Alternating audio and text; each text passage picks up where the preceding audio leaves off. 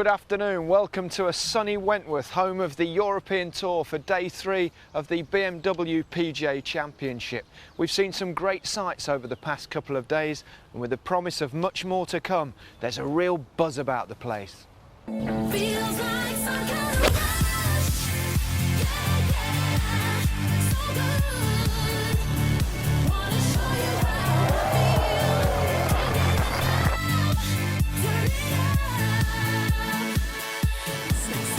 A little bit of swing down towards the hole. It's there. I feel here like I really want to defend in the right way, no, properly, no, being there in contention on the weekend, no, and see if I can keep it. So where's this one going? Oh, off the left. Oh, so there was some in that as well. Anthony Wall. Beautiful touch. I know what it takes to do well here. I've had a 40 a couple of years ago, so I'm confident I can do well. Still haven't seen them teeth though, Peter. Yeah. He's an old campaigner. Listen, I've been around a long time.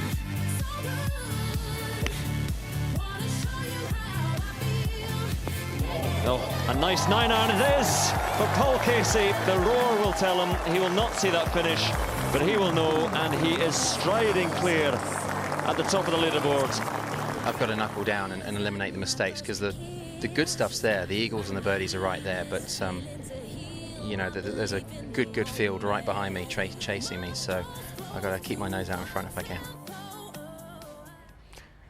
A quick look at the overnight leaderboard. England's Paul Casey 2 shots clear of the chasing pack, led by defending champion Miguel Angel Jimenez. Good news too for the home fans. 3 of the top 6 at the halfway stage are English, David Horsey and Anthony Wall just behind Casey.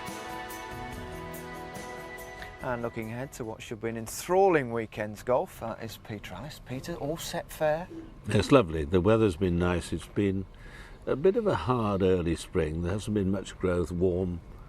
Drop of warm rain to get things going. The golf clubs in Surrey have been a little bit behind, but at this moment things are lovely. And it's testing enough still, even despite the good conditions. Well, there's Peter. very little wind today, but one of the great things about this course, so many golf holes go in different directions. The wind goes round the trees, and over the years there have been 1 or 2 specialists here. Neil Coles, my old friend from years ago, was a specialist here. They said because he could flight the ball below the tops of the trees and use the ground. You know, golf isn't always in the air, it's along the ground, and modern play isn't that way.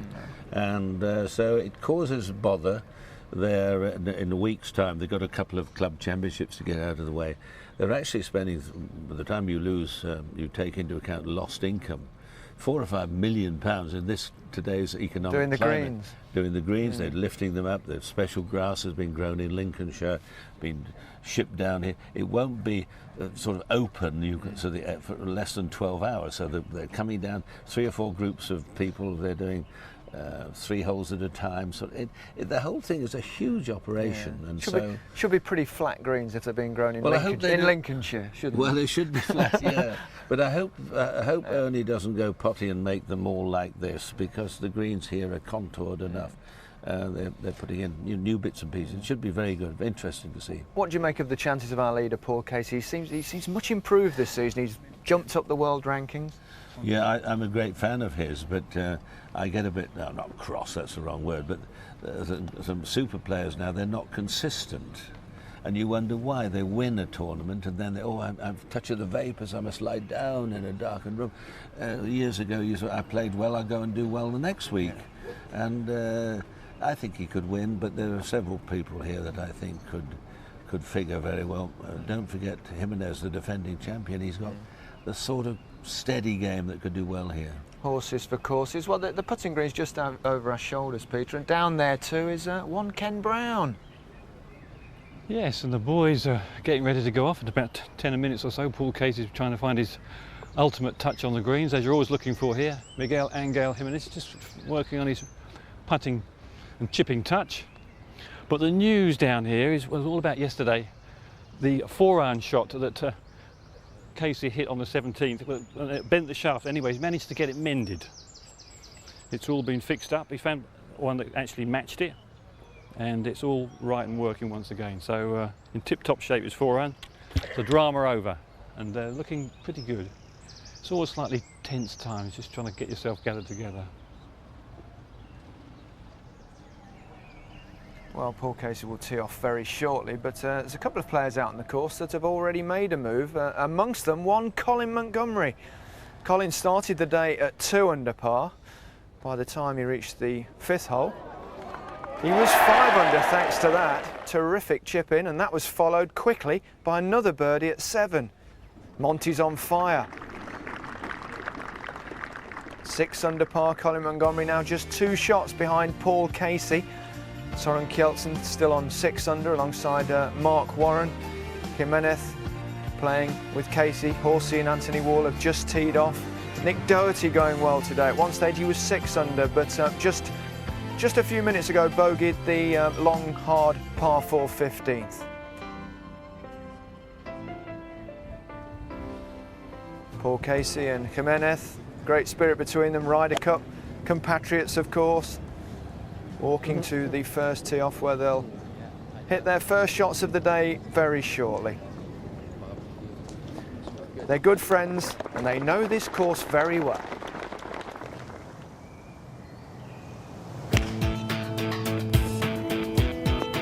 Oh, a nice 9-iron it is for Paul Casey. The roar will tell him.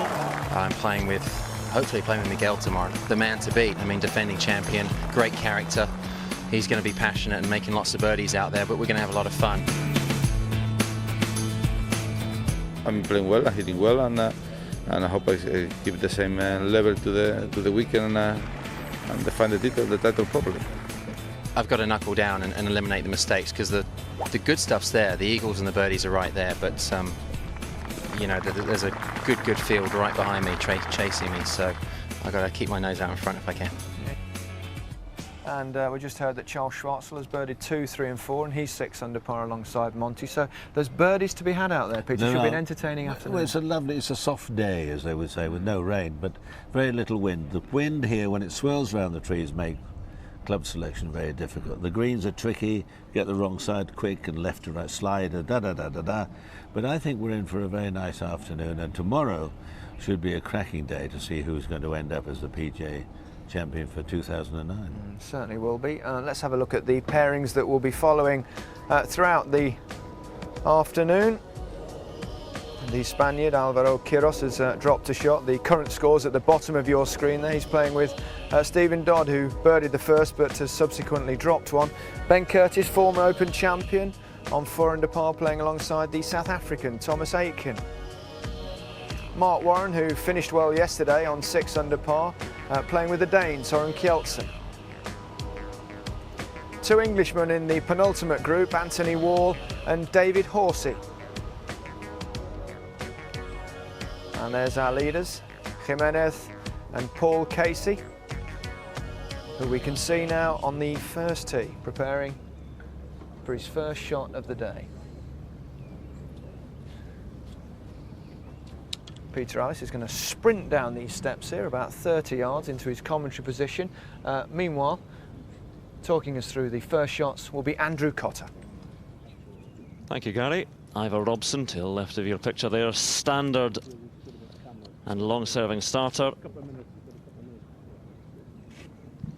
Ladies and gentlemen, may I once again remind you cameras are not allowed on the course.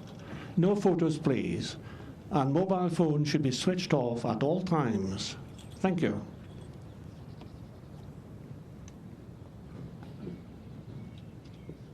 Ground rules laid down. Now watching this match, this fascinating match, will be Maureen Medell. Maureen. Anxious moments for these players as they get ready to tee off. Fairway guarded by 2 bunkers here on the first. Imperative to get a good clean one away just to settle those nerves. Just looking, Maureen, a driver for Jimenez and a fairway wood for Casey. Yes, Casey only used his driver 3 times yesterday, Andrew, and with the course drying out, I wouldn't suspect it'll be any more times today.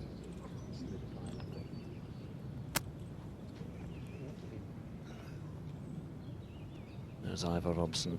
The Open Championship, he never leaves his berth all day on the first tee from dawn to dusk, with his sing-song voice introducing every player the same, whether it's Tiger Woods or lesser players. But as we've been mentioning, Paul Casey and Jimenez, very good friends, and we're ready to go.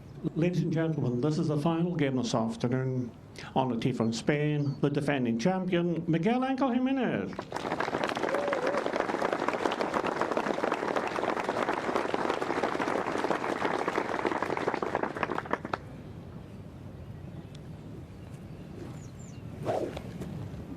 Wonderful backdrop here as I look back down this first fairway to the burly Spaniard. Vigorous practice swings. His third round about to get underway.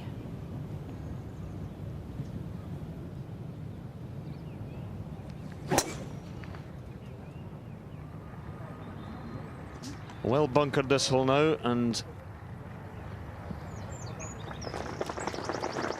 well, it's fine, but on the downslope and in the rough, and that's why Paul Casey's not taking a driver. From England, Paul Casey.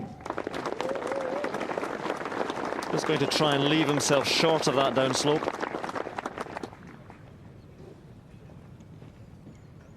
Interesting one here, Andrew. He's carrying a 3-wood and a 5-wood.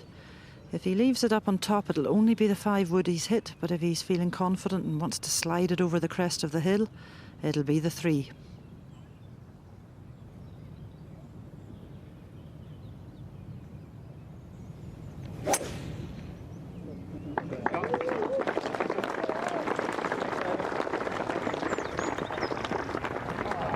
Yeah, it's a 5-wood for Casey, and perfectly placed on the little plateau just short of the slope. Good start for Paul Casey.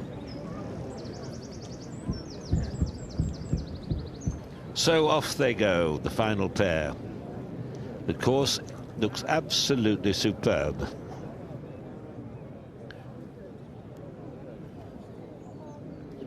.67, the best score so far of the opening 2 days. This could be threatened this afternoon because there's virtually no wind. The greens are receptive. Colin Montgomerie going along sort of quite beautifully. This for a birdie at the 11th, and Colin in full flow is quite regal. Turn, turn, turn. No, it's going the other way. It's late in turning. There, fooled him, fooled me too. And it's at A4. He'd be looking at this moment, if all things go well, Montgomerie, I would be thinking, would be no worse than 68 if things go right. Now David Horsey at the first. Birdie putt. Rare creatures birdies at the first. Ah, what a start for David Horsey, and he's got his fan club with him, this 24-year-old from Stockport. No fear, 7 under par. You've got a very, very few birdies at this opening hole here on Wentworth's West Course. Well over 400 yards, just close to 500 yards opening. Par 4 used to be a par 5, and not only for the members, but for the pros. This is the final pair, Jimenez on the left, Casey on the right, and up on the green, Anthony Wall for a par.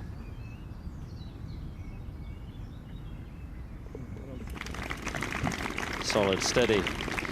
Playing together, the two of them who shot 67 in the first round, Anthony Wall and David Horsey.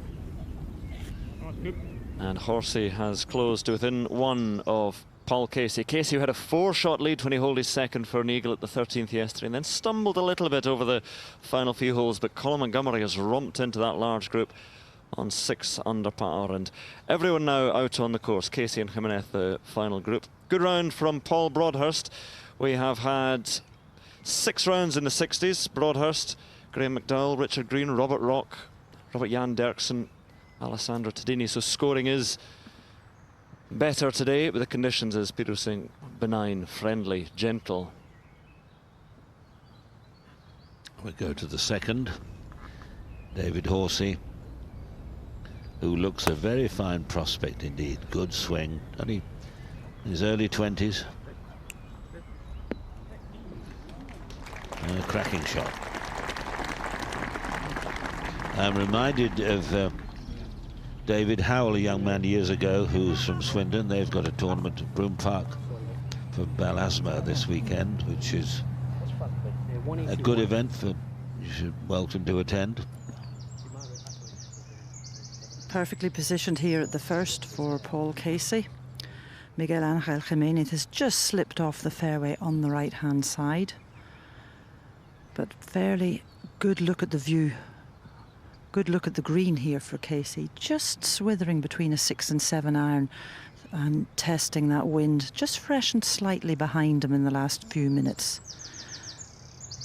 Gone for the 6.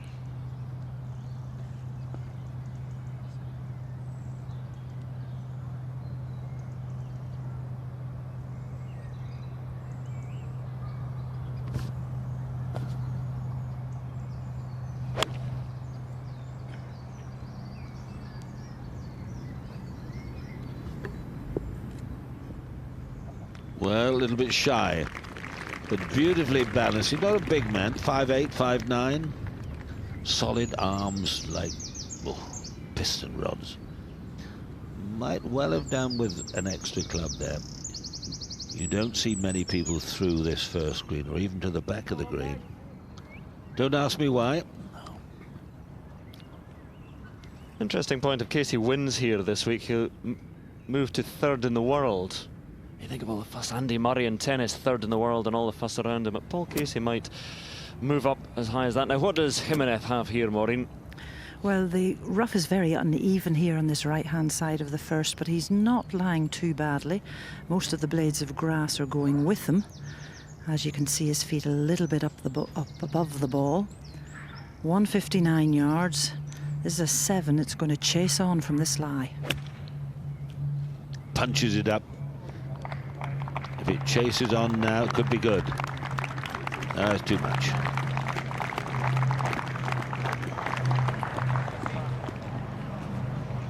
Now he's got a left to right chip and run down the green. Should get down in 2 okay, but the speed of the green will determine that.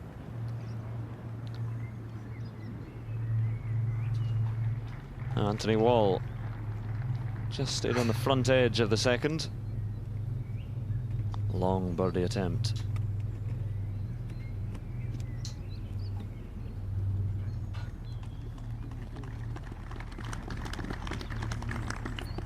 Lives in a nearby Camberley, so home event for Anthony Wall, like so many who live around this little golfers' enclave in Surrey and Berkshire. We've had wonderful crowds here the last few days. It's always well attended in the autumn when the Match Play Championship was played here. But record crowds, 20-odd thousand a day have come in. Well, Philip Parkin, good old Parky, following this match, sprightly as ever. What do you think, Parky? Well, I tell you what, I'm impressed with David Horsey. Watching him on the range, great swing, but what a start. Birdie the first, has this one now to birdie the second. This to get to 8 under and tie Casey.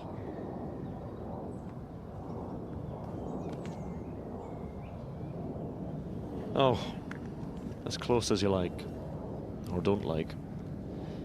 But as long as he keeps giving himself those birdie putts.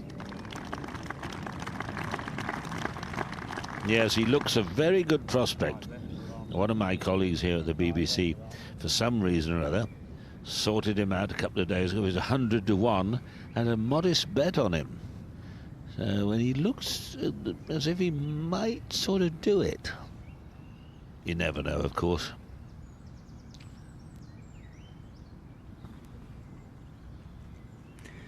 Well, Anthony Wall's played really good golf so far this week. He's 5th in fairways hit, 6th in greens and regulations. Starts holding a few putts. He's going to be there at the end of the week. That's a par. Been a while since his last victory. His only victory in the 2000 Alfred Dunhill Championship.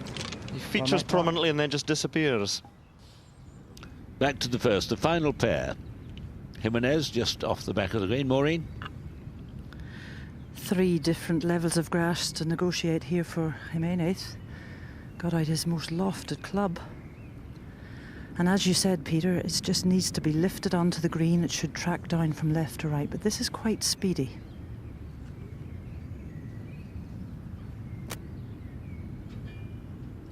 stiff-wristed, just a little push forward. Keep the body still, hand and arms, square the blade up. Just visualize the ball running to the hole, rather like a wood running up to the jack. Stay up, it's in. Oh, it didn't turn, and it went on. Look at that, 6 feet by. A face of experience, I feel. Well, that's left him one of those nudges back.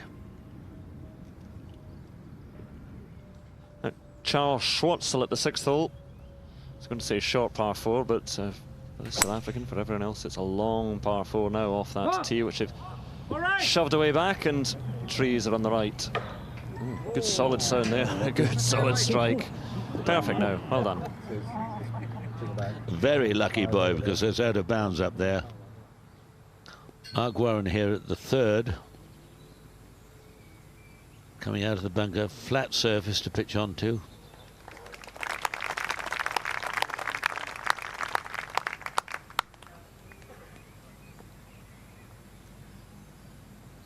We always expect, don't we, our players never to go offline and hit the drive straight, never miss little putts. First putt of the day, so important, especially one of this length. Just getting the pace is going to set the tone for the day.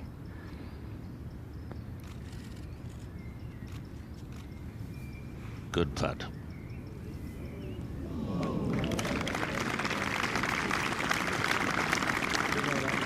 A cozy 4. Good hole, this opening one at Wentworth, the West Course. Always a good 4.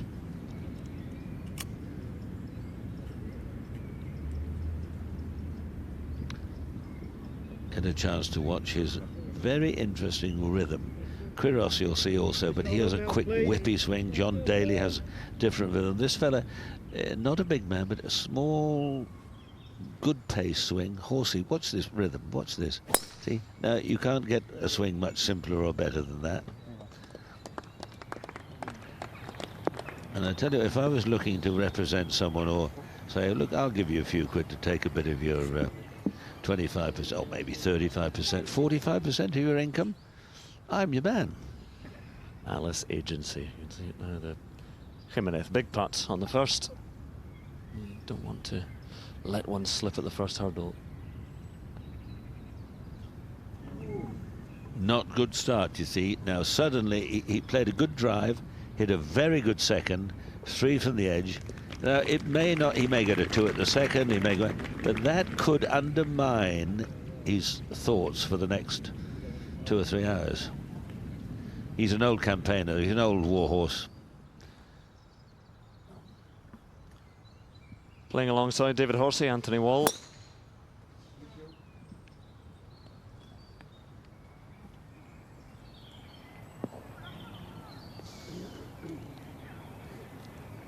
That's all right. Paul Casey by 1 now from David Horsey, and Jimenez has disappeared from that group in 6 under par, which still includes Colin Montgomerie, who's getting deeper into the back 9.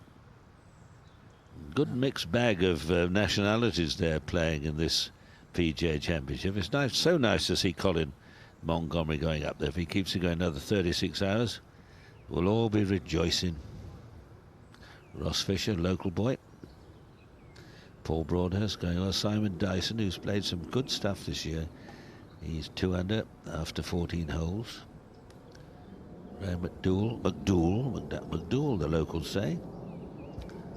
Not the locals here, I hasten to add.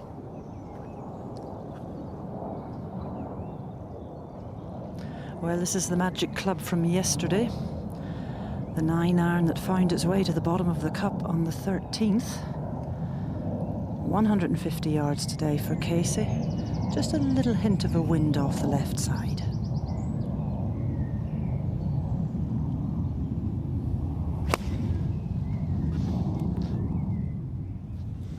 It appears not to like it. Has he pulled it left? Yes. Not a brilliant shot with a 9-iron. only sort of 15 yards wide of the target.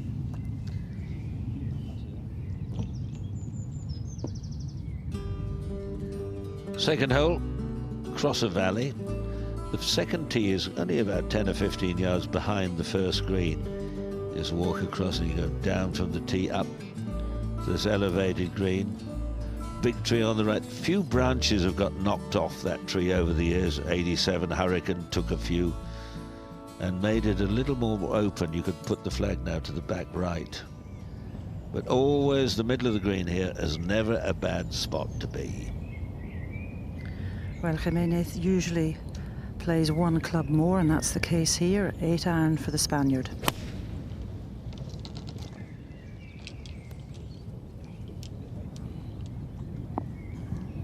Oh, down into the sandy depths below. That's a big old bunker there.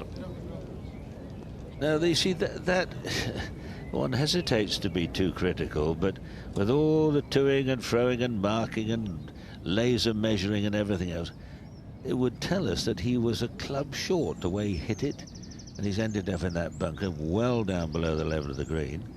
Took 3 from the back edge of the first, not starting with good form. Any further left or longer with his drive, and Anthony Wall would have to squeeze one under and shape it round a little bit. Still a bit of right to left movement on it. All the way up to the back tee of the third tee. Oh, that's a glorious shot from Anthony Wall. Look at this one here. That'll do. Birdie 3 at the third. One of the monster par 4s on the West Course. Oh, that was a sweet shot. Yeah, outstanding shot, wasn't it, from Anthony Wall? Incredible. David Horsey would love to do the same, but it's not easy to get the ball all the way to that top level. 3 levels on this green. 177 yards remaining. It's all uphill. In a way, Wall was rather lucky there. He played a low runner round the tree to chase her. Now, if he plays a high one in, it pitches on the front bit of the green. It won't climb up to the flag.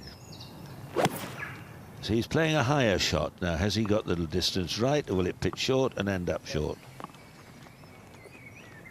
Not bad. Nearly ended up short. But Wall was playing a long, raking chaser, and he got it up within 4 or 5 feet of the hole. Good shot. Dorsey, not bad. He's got a very good, simple action, Horsey. This is this green here, which we think is a sort of permanent feature as old as time, the 3 tiers in the third, but this is one of the ones that when they do dig up the greens a week on Monday, they are going to change it, and it's going to be back to the old design of just 2 tiers. Well, in terms of bunker shots, this one for Jimenez is relatively straightforward. Ball's lying cleanly, laying the blade wide open. Quite a bit of green to work with.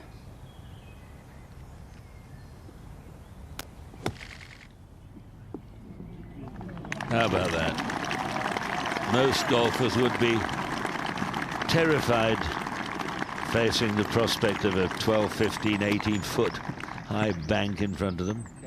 Popped it out beautifully. Should get a 3 safely enough. That's Stephen Dodd to go to 6 under at the 4th. It's not been a great season. 6th in the China Open, his highlight of the year. But going well here. Ah, Monty. An eagle putt at the 12th on the par 5 and 2. Come up shy. Paul Eales watching this one. That was a slow putt there from Colin. A beautiful 4 iron from 222 yards away to that. So he's got that to keep his good run going. Still 2 more par 5s to play on this back 9. So things looking good for the Ryder Cup captain. It's interesting though, if he should hold that one, he will bound on, momentum still in his stride. 4 birdies and another one at the 12th. But if he misses that, you can sense that his mood would change. Now Casey is aligning there. Very interesting, the stance he's adopting here. Very wide, just pops it, tickles it down, and now we give him 3 out of 10 for that one.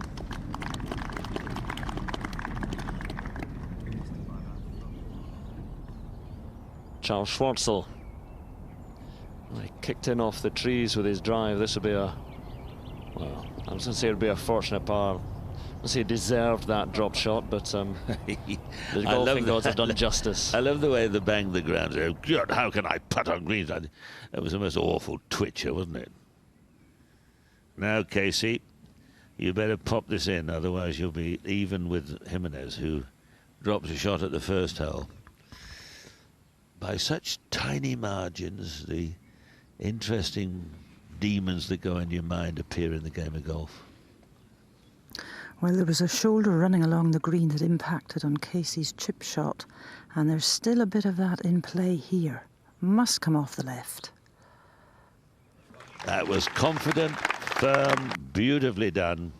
Holding an 8-9 footer for a par on a 9-hole par 3. 9-hole, 9 iron, I should say. Just a small shot now. Monty, this is important for him.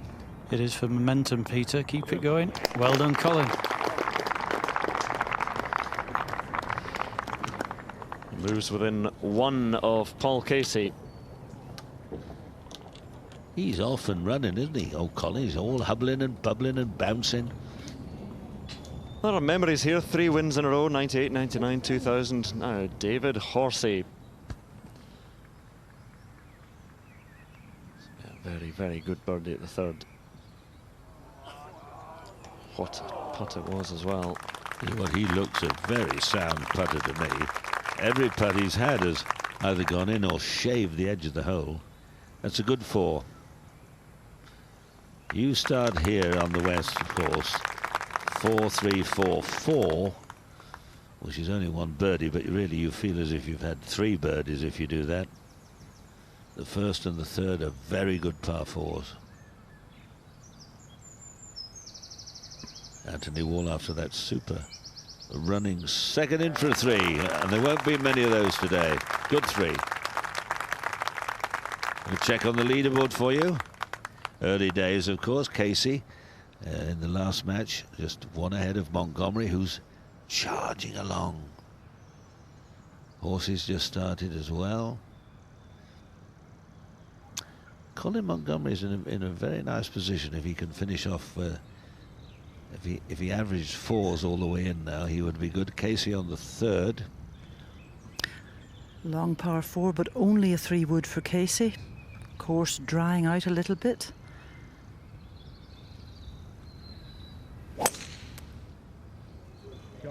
Gets such height on his shots, and with a 3-wood, the hang time is extraordinary. Beautiful shot. A little bit of run sometimes down at the third fairway can get quite soggy, but the weather has been fair over the past few days. A long par 4 all the way up the hill. The bunkers down the right, the third and fourth ones there are new ones put in. Cabrera bunkers really stopped him carrying it down there, but still leaves you a long way up to this green, which we mentioned is a 3-tier green. The pin today central, but right up on that back tier, and involves a little bit of fortune to get it perhaps bounding up there and sticking on the back level. We must keep an eye today on Miguel and his left shoulder, because it's not very good, he told me this morning. Has just been doing quite a lot of extra practice swinging in an attempt to free it up, but he's not happy with the shoulder at all, so we'll keep an eye on that. Supraspinatus for those of such a persuasion. That's his problem. Really? Sounds quite horrid. The years tick by. I've had a communication from Dr. Mary Dewar from Elgin, saying it's 100 years of golf at the Hopeman Golf Club up in Moray.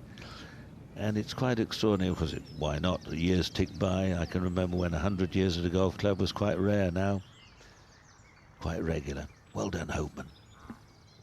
Down at the bottom of the valley, second shot up to the elevated green at the 7th, coming off the back of a drop shot.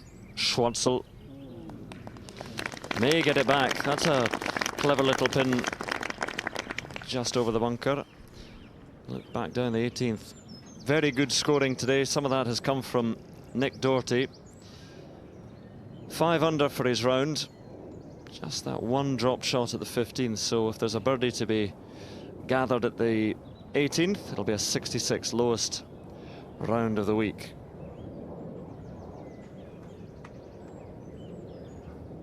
Yeah, we've seen some players finish very strongly over the last 3 or 4 holes here. Doherty's been going nicely. We'll come back to him in a moment. Thomas LeVay, second shot at the 7th. He's 4 under. He's had a resuscitation over the last few months, having had a miserable time health-wise. Good shot.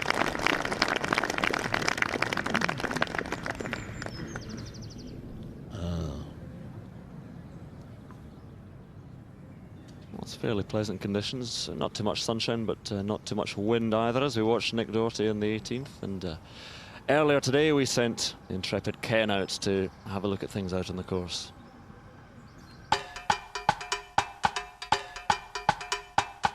What a perfect day for golf. Blue skies, a bit of sunshine about, a little bit of breeze swirling about in the trees, as there has been all week. Always makes club selection a little tricky. Course setup, well, I have to say, the rough's not as bad as it can be. 1 or 2 tough old spots, but generally not too bad. But one of the features we've noticed in the first 2 rounds is just how firm the golf course is. It really is a bit crusty, and we've seen very few iron shots really inside 12 feet. Quite difficult to get your iron shots close to the pin. The putting surfaces, well, I don't think I've ever seen them better at this time of year. They're like billiard tables. Lovely carpet of grass. Running, I suppose, about 11 on the stimp meter. Not terribly fast, but if you get above the cup, they're quite quick. The ball goes trickling on. Doesn't bobble about at all. Lovely smooth roll. Never easy to read these greens. And believe it or not, at the end of the week, they're going to dig them all up.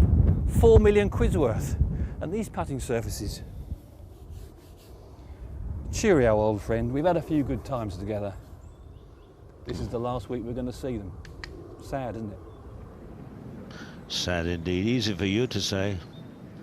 They might end up being worse than they are. Oh, no, who said that? I certainly didn't say that.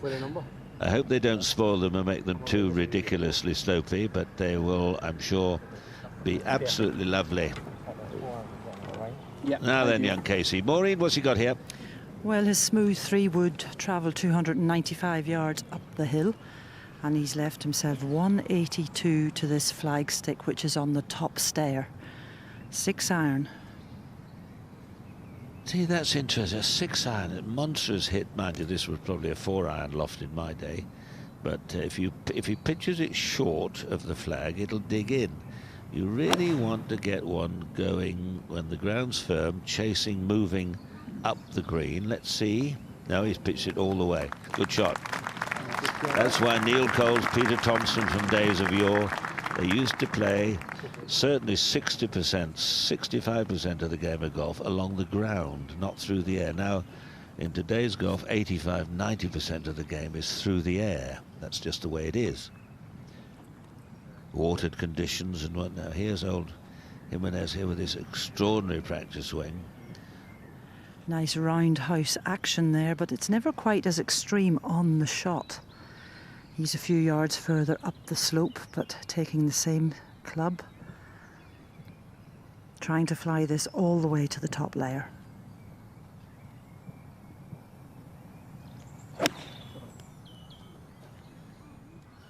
We've seen them all before. Too far. Tricky little chip back. Oh, not so bad now, but still a little testy one. Great contrast in styles between Paul Casey, who's seen a gym or two, and Miguel Angel Jimenez, who likes a cigar and a glass of red wine. A bit older, and the contrast in the swing style as well. But yeah, he's looking to join an elite group of players who've defended the PGA title. Well, you know, Andrew, out in America, I have seen Jimenez coming out of the gym in the early morning. I have indeed. And I think he quite likes to put forward this image of the, you know, wine-drinking, cigar-smoking Spaniard. But he's very serious about his work and his fitness. Just doesn't like to tell us about it, though. Well, a bit like myself, Maureen. When the number of hours I've pounded the streets with Henry Cooper as a younger man. I used to train with Henry for many years, and the Bournemouth and Boscombe Football Club, and Aldershot lately, but that's another story. It's also for a birdie at the 7th.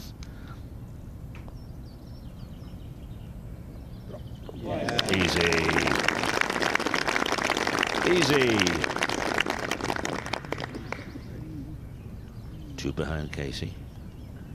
Another centenary. Ringway Golf Club, a delightful course south of Manchester, some 20 miles or so. You know, Keith Berry was a keen member there. Oh, great evening I had there years ago. Lovely club, Ringway. Congratulations on your 100. Playing alongside Schwartzel, Thomas Levy closer with his second. But the result is the same. Birdies abound at Wentworth at the moment. Everyone heading in the right direction. Lots of red figures. Warren. This is the 4th hole, just a little left to righter, and he's still above ground. I have a feeling we might see quite a number of scores under 70 today. How low they'll go, I don't know. I wouldn't be surprised if the weather stays as it is now that we don't see a 65. Is it Keltson? Also for a birdie.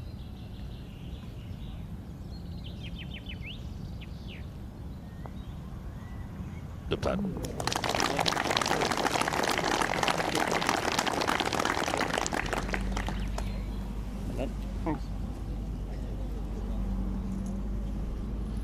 What a day for scoring at Wentworth. Paul Casey, level par, steady she goes, and everyone else just creeping up behind in that group on 7 under now, 4 of them including Montgomerie, Kelson, Horsey, Wall and Rory McIlroy, 4 under for his round after 12 holes, moving to 6 under.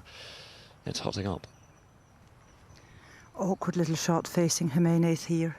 Just on a slight downslope here, coming out of a little trough. And you can see these rehearsals. He's only going to try and carry this some 2 to 3 yards through the air. Very stiff-wristed, trying to come in very shallow so he gets maximum loft. And hopefully the ball will then just ease down to the flag from left to right, but very delicate.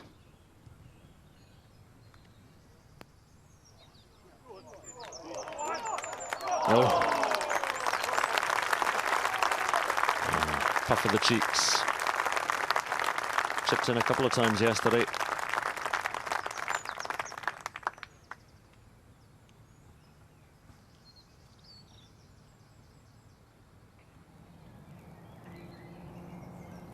David Horsey on the 4th, second shot. Try and squeeze it between the bunkers. Has he gone left? Has he gone left? He's gone left. Well short. Par 5, the 4th down the hill. Those trees have grown amazingly on the left there. Now, here Nick Doherty's had a drop. Doesn't look to have dropped it too well.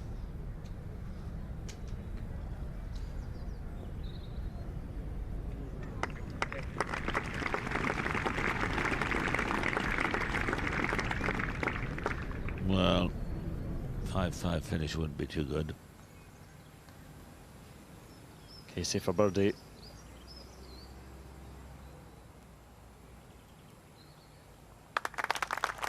Well, par at the 3rd, not unwelcome. 3 pars to start for Paul Casey.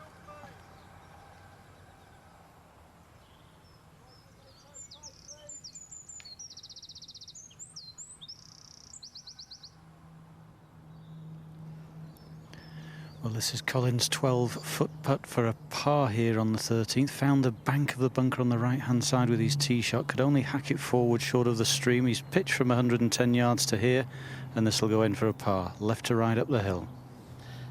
Can I have that in writing, young Paul?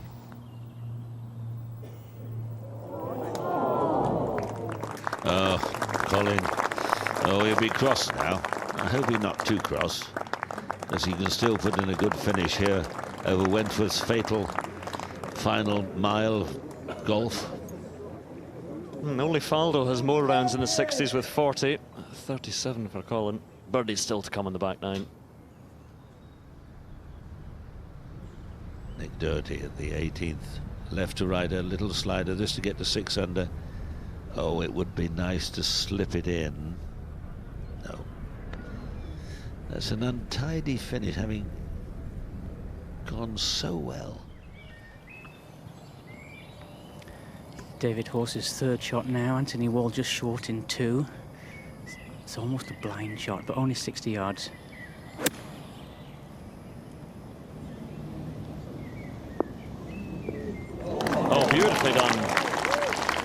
recovery from Horsey. Continues to impress.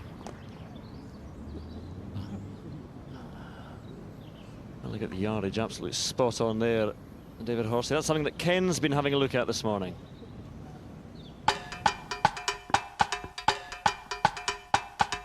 One of the most vital bits of equipment that the modern tour player has is the yardage book and the pin position sheet. They're absolutely vital. The caddy and the player will probably both have one each. And let's have a look at the yardage book.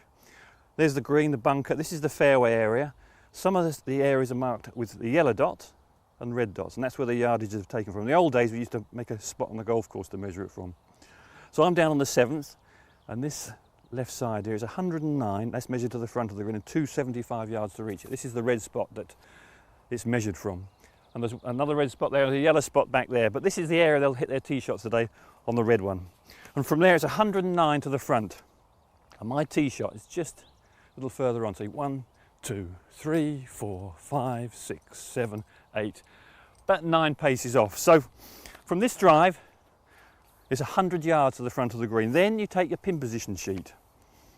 100 yards. The flag on number 7 is 6 on, 6 paces from the front, 7 from the right-hand side. So this tee shot is 106 yards to the pin. Little uphill, swirling breeze, but those yardages are absolutely vital in club selection. So these two bits of material here, the pin sheet and the yardage book, they're absolutely critical to the modern pro. Without a yardage, they can hardly play. Oh, Ken, that was a little bit hard. Dear old Bobby Jones and Hogan will be spinning in their graves to listen to that. Now he's just getting the feel of this shot, young Master Wall. Flob it up. Flob it up, son, and flip it in. Oh, steady. Oh, what a beauty. Now that may be a little bit further away than it looks. Not bad at all.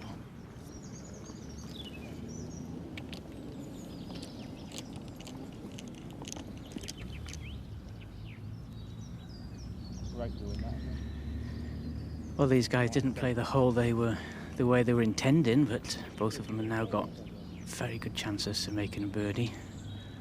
I've got to be careful though. There's still probably a little bit of break from right to left on this one.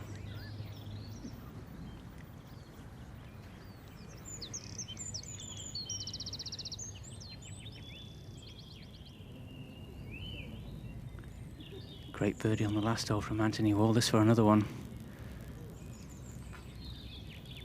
Squad, please. There's a lot going on right now. Huge crowds. Now there's a little bit of movement here from right to left. So you've a bit obvious to say you need pace and line. That's it. Good, well done. Good escape.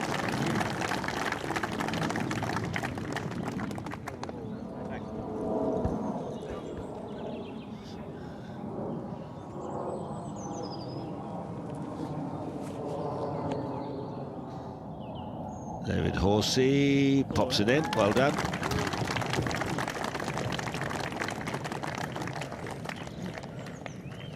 She's very interested in keeping an eye on this young man over the next few years. David Horsey looks to have the game and also to be enjoying it. Now Doherty, having pitched up, missed his birdie putt. In for a par 5, so that's not the greatest of finishes. They just 2 par 5s at the last, dropped a shot at the 15th. Could so easily, might have been 2, 3 shots better. But that's another 67 and a good round from him. Doherty 67. That's the best round here so far this week. But Colin Montgomerie, who's just dropped a stroke at the 13th, is 4 under today. Can he get a good stout finish? Ross Fisher 2 under today, 5 under. Jimenez, the defending champion, 1 over. Bit of an untidy, not sloppy start, just a couple of slight miscues. McDowell 68. Manson, he's had a good time here over the years. JD, just good old name. Only else, par 70.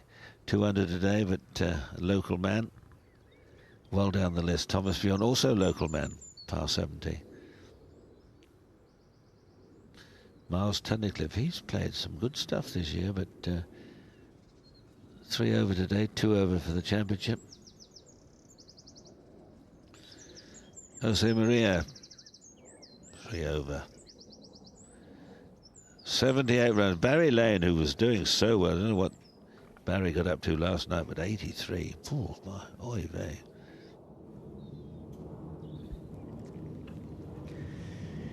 Anthony Wall just off 2 birdies, 192 yards on the 5th. That's a 6-iron.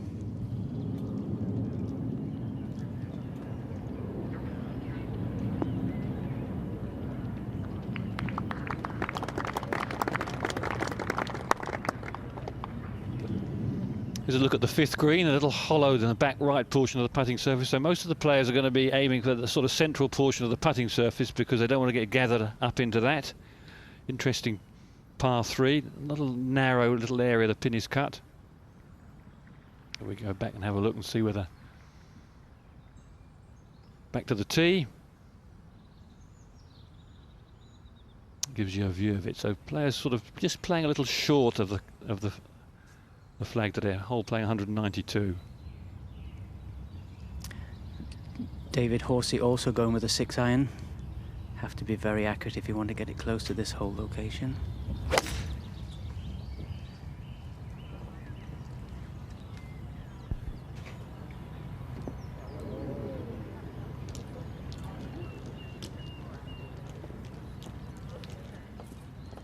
A light breeze about, just enough, I suppose, a half club breeze, maybe a little bit more in the exposed areas, but easy to lose the wind direction here at Wentworth.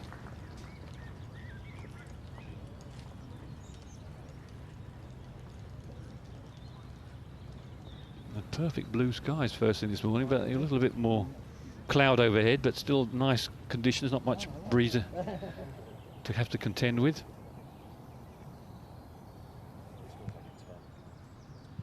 This is the 4th hole, the par 5 down the hill, swinging right to left. Dogleg, Casey left-hand side of the fairway, Jimenez off on the right. Both of them have awkward second shots because they've got to negotiate the bunkers left and right. It's not impossible to do.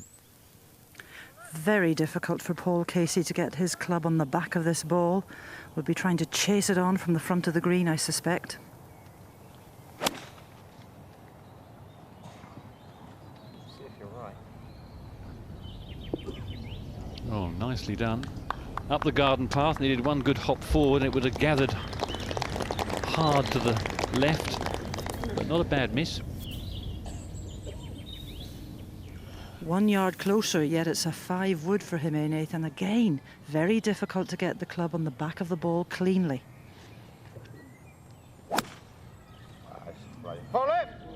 Oh, he stopped the follow through there and thumped it round a hit into the gallery, and it may have been lucky. It's going to end up, whatever happens, that's lucky, because he will have hit a size 10 volt shown for those older viewers, and the ball should have stopped all right. Well, after a beautiful 6-iron from 180 yards, this for a birdie.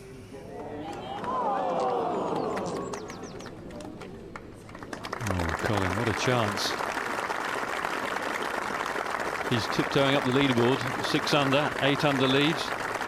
Casey Horsey and Anthony Wall at 8 under.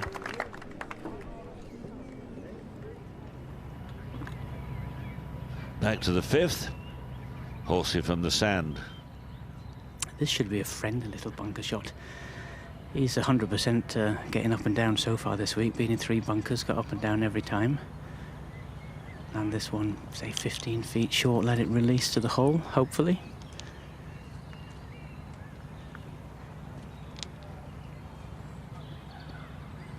Everything about this young man, Horsey, looks good to me. The good build, good rhythm, tempo, good setup. Nerves seem okay, desire is there. Bit quick. Oh, that was a shocker. That was a quick jab. I don't know why he did that. Now, why would he do that, I wonder? That was a horrid shot. Even in slow motion, it was quick enough. But, there seemed to be sand under the ball. He's struggling now not to take 5.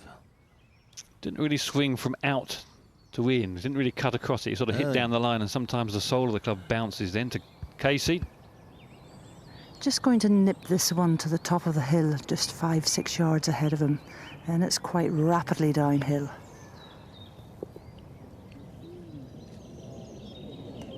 No. Just see that sort of hollow pop of the first bounce. The greens really are quite firm now, coming straight down the slope quick.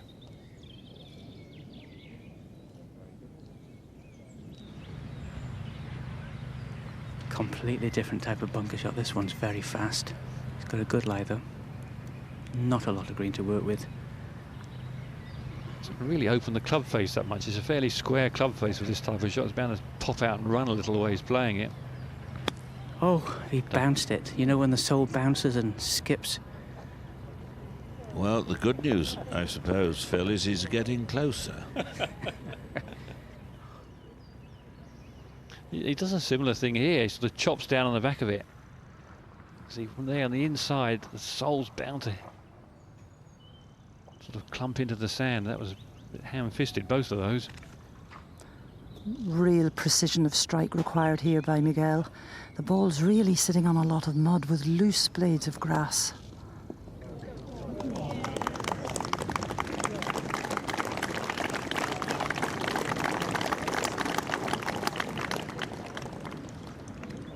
Both players with uphillers.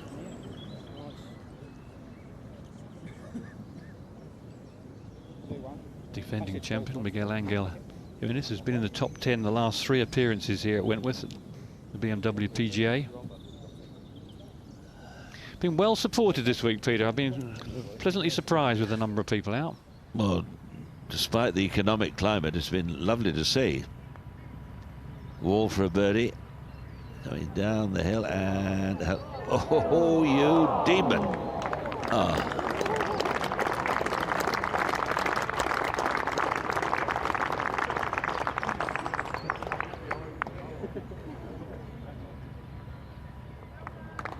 Well.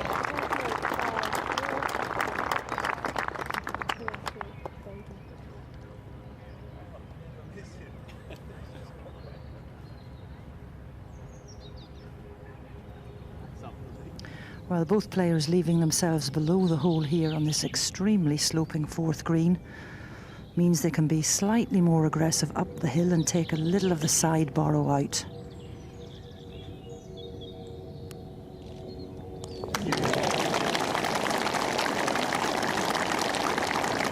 New leader, Paul Casey, first birdie of the day.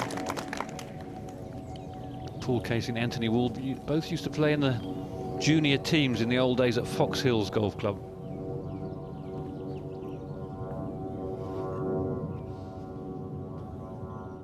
Horsey now at the 5th, the par 3, which is giving him a monstrous amount of trouble. Come on, we're just singing your praises, young fella, and you're making a right pig's ear of this.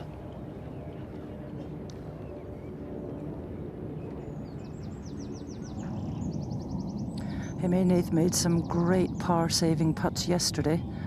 It'd be just nice to sneak one in for a red figure. Same putt as Casey's.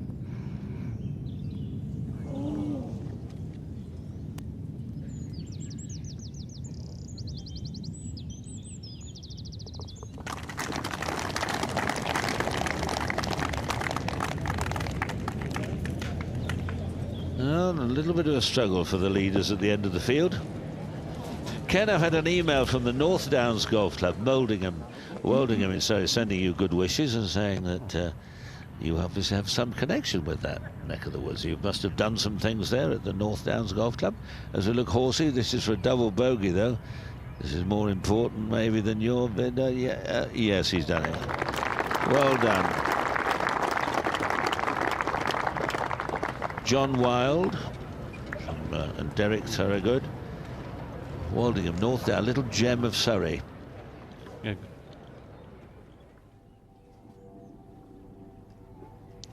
The 14th, and Rory McIlroy roaring through the field.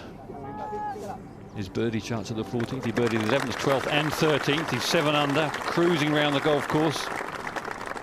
He's such a sweet strike of the ball. There's a look at his card. 1 bogey on it, but 6 nice birdies, and the par 5s to come, 17 and 18. And he hits the ball a mighty long way, so they'll both be in range if he can get a good couple of tee shots away.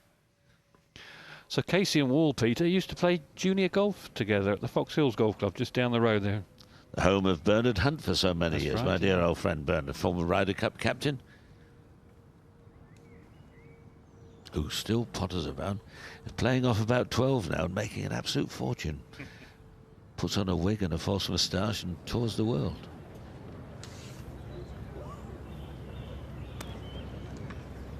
$192 yards today, flag on the top left portion of the green. And really, where Paul Casey is standing back on this tee, it is completely secluded. He won't feel a breath of air. But you've got to believe that it's still out there somewhere. 6 iron again for Casey. It's almost his favourite club, more in a 6 iron. He seems to use it umpteen times during a round. Anything from 180 to 200 yards. What's the rhythm of the swing now? He just zips it at the ball. Beautiful timing when he's on song. Has he gone a little bit right? No, he's perfect.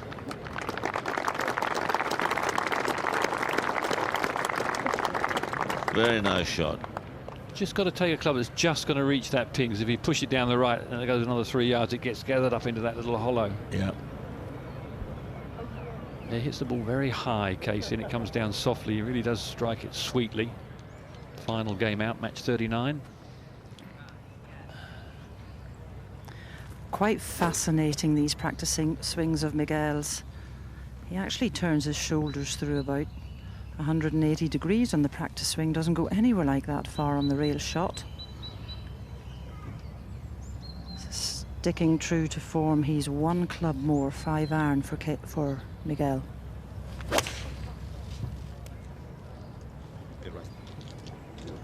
Well, he likes it. Up with the tee. Yeah. A little unlucky, slightly flatter trajectory, but is he going to hold on the top ledge?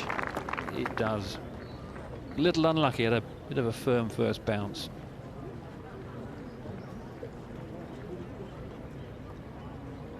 For all you connoisseurs, the green's running just over 11 feet on the stimp meter. Hilton, and he, oh, I thought he got it.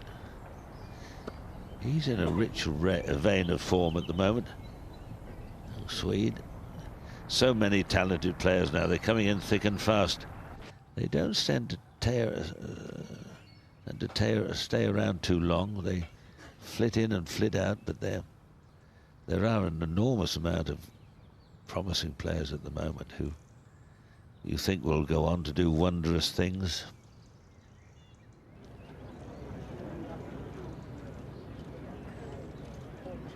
Spinning the ball today is something that is not something I'm not totally familiar with. It's quite amazing how players, for whatever reason, can spin the ball now so viciously. Ken's been out having a look at it. There's nothing like seeing a tour player spin the ball on the green. It goes past the flag and screws back. They're the kings of spin. Well, in my day, we used to have a faithful old sand wedge. You might have it for 5 or 6 years, and just look how it's all worn. There's no grooves on it at all. We used to love them. These days, very different. Sharp grooves. Someone like Harrington has a special club for practicing when he doesn't want to wear the grooves out. Vijay Singh changes his wedges virtually every week. They want those sharp grooves. Well, to spin the ball, you need clean, dry grooves. And most important, a dry ball, ideally, and a good lie. That's why the tour players love these nice, tight lies. Let me get this sitting up nicely, see if I can get a good one away. You need a good lie, dry ball, dry club face, and then you just need a perfect strike on it. And then, come to daddy. So if you nip it just right, you can really get that ball to spin. Look at that. Come on, baby. So if you want to be the king of spin, you need sharp grooves and a clean club face, and you can do it. Oh, Ken, whatever you're on, I need some. Well, I don't think I ever spun like that in my life, but here's Jimenez, back of the green, long putt up the hill. Defending champion. And just finding things a little bit tough out here this afternoon. One drop shot so far, spurned a great chance for birdie at the last. But he's left himself an uphill putt again here on the 5th. And just needs to cozy this in from the right-hand side. Very light grip.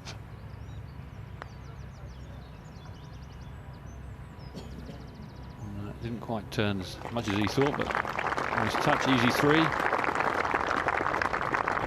He changes his putt on a fairly regular basis, and a new one again this week. Last week he had too many lip outs. This one's been pretty good actually. The opening 2 days hold a lot of good savers.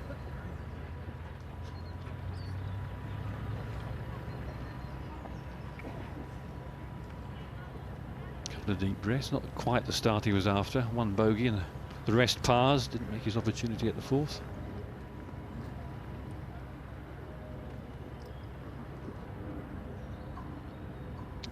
What about this one, Mo? Have you had a chance to look at this putt? Well, the thing is, Ken, with the flag on the high left portion of the screen, it's not easy to get that close to.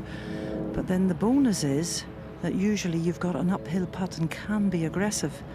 Now, my backpacker and I disagreed on this putt. One thought one way, one thought the other, so there's not much in it.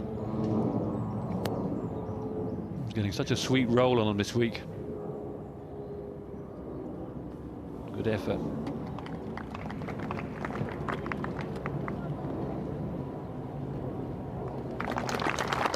Stays one ahead.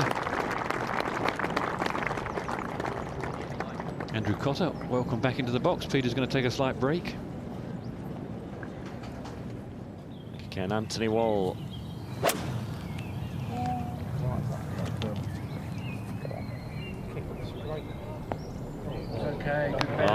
Good break. Oh, look at this break. And finishing nicely below the hole. He has been good. Playing alongside David Horsey. Coming off that double bogey on the 5th.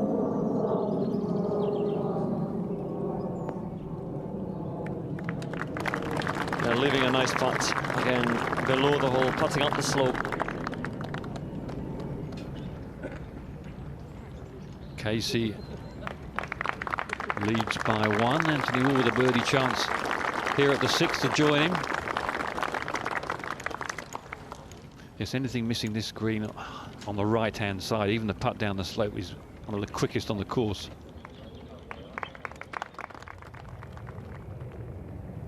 Charles Schwartzel, he's had a penalty drop at the 9th. This is 4th. Good aggression and control with the pitch. Confidence.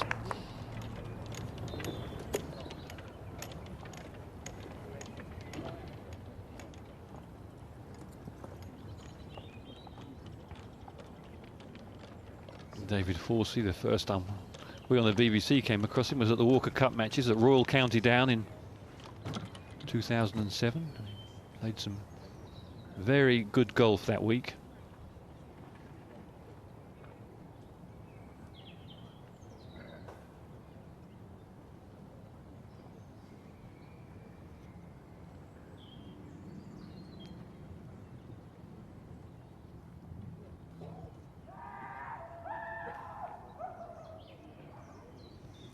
Yeah, it was a little unfortunate what happened to David Horsey. I'm just wondering if probably wasn't a lot of sand underneath the ball, and if you're not ready for that, there's not much you can do about it. But he really hasn't missed a shot all day apart from that, and left himself kind of putt that's definitely makeable up the hill, just a little from the left.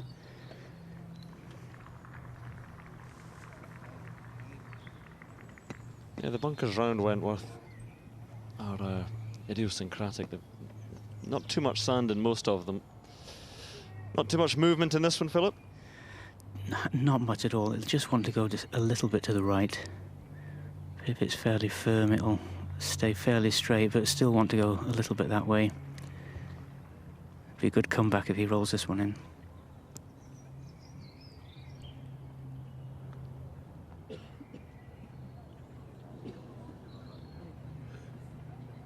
Just seemed to dive to the right in the first yard or so.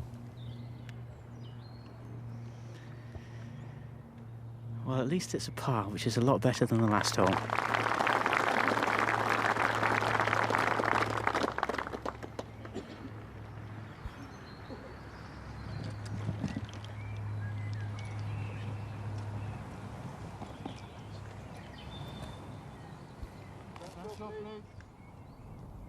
Back to Schwartzel's bothers at the 9th.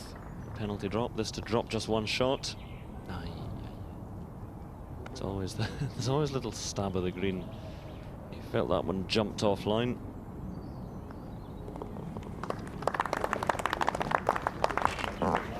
Anthony Wall also misreading it. His opportunity to tie the lead slips by, for the moment anyway.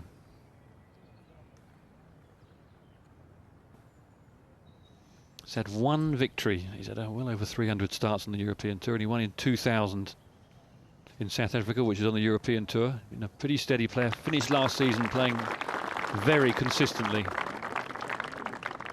Losing Camberley, Anthony.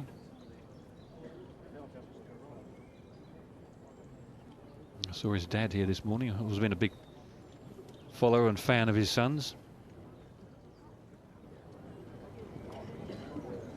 I was looking back down the 6th, a longer drive, much longer than it used to be. Maureen, how the drives of Jimenez and Casey? Well, Andrew, I must say, Paul Casey is not pulling the driver out of the bag. This would not be one that he would do so anyway, but he had a beautifully high-flying 5-wood. And despite the fact that there's a bit of bone in these fairways, it just settled so beautifully in the middle of the fairway. Miguel played, I think it was his driver. I was down the fairway. It looked like a driver. It was a good swing, good hit, no wincing this time, so the shoulder not too bad. Casey's in position A. I'd say Miguel possibly A+. It was the driver for Jimenez, 308 yards off the tee, and Casey just behind with his trusty 5-wood. Back there in a moment. Stephen Dodd up ahead at the 8th for his par. Pin cut on this very tricky little ledge at the back of the green. Oh no! That really did look like something over the top of the cup there. So drop straight for Stephen Dodd. Stays at 5 under. Yeah, I do. This is the perfect yardage for a smooth wedge for Casey. And Ken, this green swings down from right to left. I suspect he'll be aiming slightly right on this one. Yeah, just perhaps trying to put a little bit of cut spin. He's certainly aiming down the right. Just got to not hit this too hard. Doesn't want to spin it too much backspin. Reasonably gentle.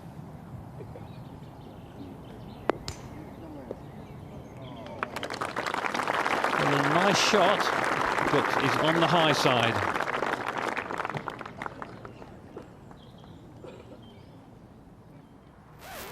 Collins chip for a birdie at 60. Some bit of polyols there. Well, Monty having his problems, dropped a shot at 13 and at 15, and now having problems here at the 16th as well. 5 under at the moment, still 3 under for his round. If he can knock that one in and eke something out of the final 2 par 5s, he'll still be a happy man, but just in danger of slipping away from him. Great angle into the flag here from Miguel. Grass lying with him. Shouldn't be a problem controlling the ball.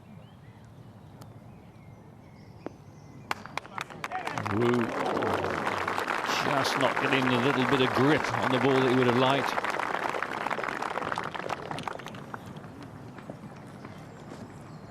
Sometimes. 15 wins on the European Tour and over 12 million quid. Drives a lovely red Ferrari down in Malaga. Miguel Angel. Of course, beautifully presented this week. All the ingredients just right. Not too much rough about, but one or two clingy areas. Greens firm. And I'm amazed that they're digging them all up. I really am. Most clubs would be absolutely chuffed to bits to have greens like this.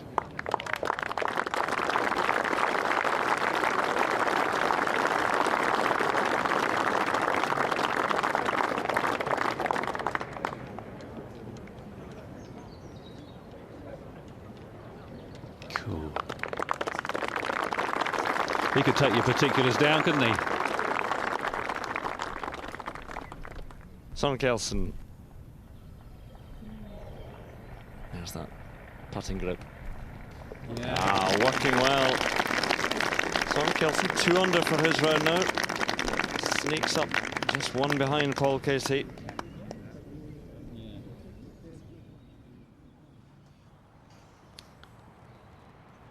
Tricky green to read, 16. Monty for his par. Little left or right. Well, Colin unfortunately makes another bogey. And it seems to just be drifting away from him, but he's 2 par 5s to go. Look at that though, reaching the turn in 31. Another shot picked up at the 12th and then 3 gone in 4 holes. Needs something over the last two par 5s. Leaves him a long way behind now. Paul Casey still out in front, and in that group on 8 under par, Rory McIlroy making the best move of the day.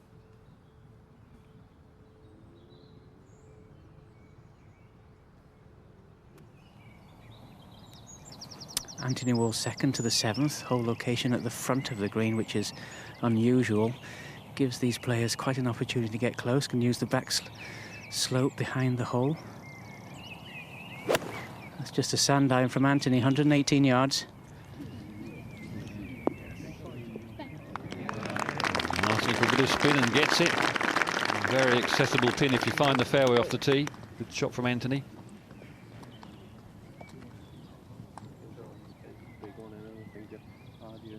Victory there, 2000 at the Alfred Dunhill Championship, which these days is played at Leopard Creek, which is a lovely course by the Kruger National Park in South Africa.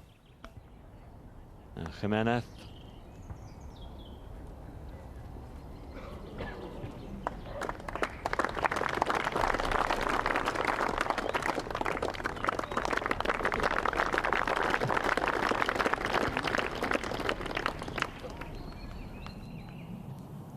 David Horsey just going with the sand down, also 105 yards.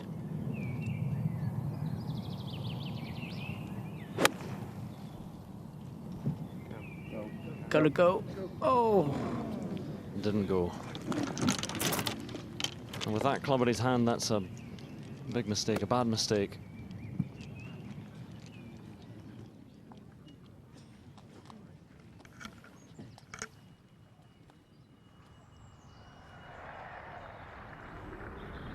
Casey, left or righter, sort of across and down the slope, quite quick round the cup.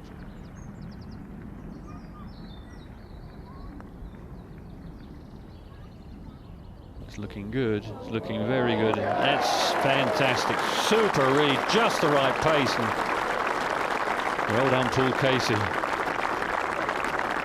Couldn't have wished for a better start. 10 under. He's getting that lovely roll, Andrew, on the ball. It's just gliding across the putting surface. It's been the same all week. Now here is Rory McIlroy, 6 under for his round. 2 behind Casey. When he gets going, he really does get going. Right pin and driven in the right-hand rough, playing a very good, safe shot to that green. That tight right front pin, very tough to get at 16 out of the rough. 7 birdies for McIlroy so far today, 1 drop shot. Ross Fisher also going well, 4 under after 12 holes. Who knows this course like no other? And Horsey after that loose wedge.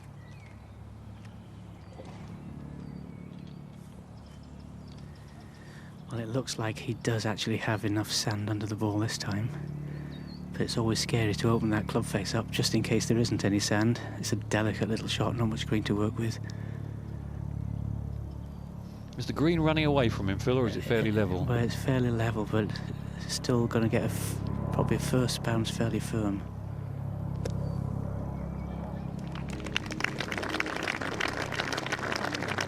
Played it very nicely.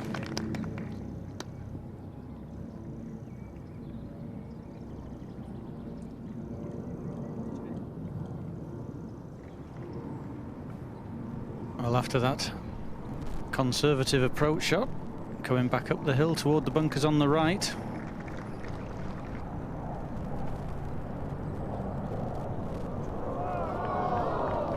Well, you can see why he's made plenty of birdies today, rolling it so well with the putter. Just a turn or two short. And again, he will look forward with relish to the 17th and the 18th, the par 5s, which finish things off here at the West Course. Oh, it was a dangerous tee shot, that 17th, though. You can pay dividends if you had a brave one, but it's a tough one. Superb round for Rory.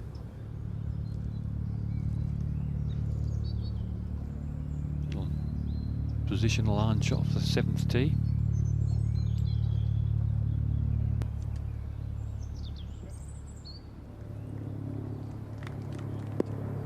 Shoots off the downslope. Little right of centre to be absolutely perfect, but not bad at all. Sweetly struck.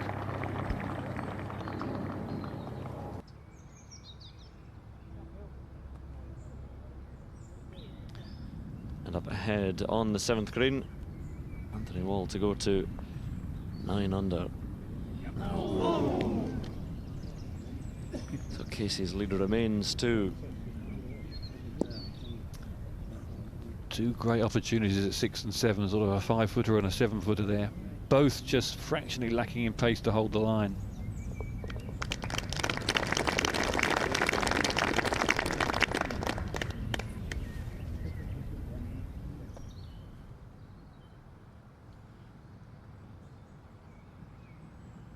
His playing partner David Horsey just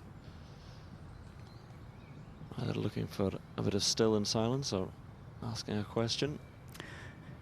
I think someone was having a conversation on a mobile telephone, which is not the thing to do. So has another task ahead of him here, this to save par. It should just move a little bit from the left. There he is, Horsey by name, Horsey in the head cover.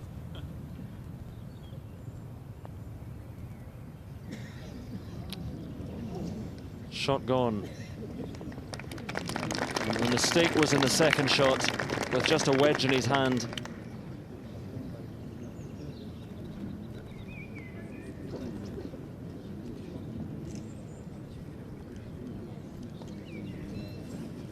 Boys striding down the little slope to the balls, their tee shots at the 7th. Fantastic little short par for this one, 396 yards, hit down the slope and then play up to the green. Boys getting their yardages from the different spots down there.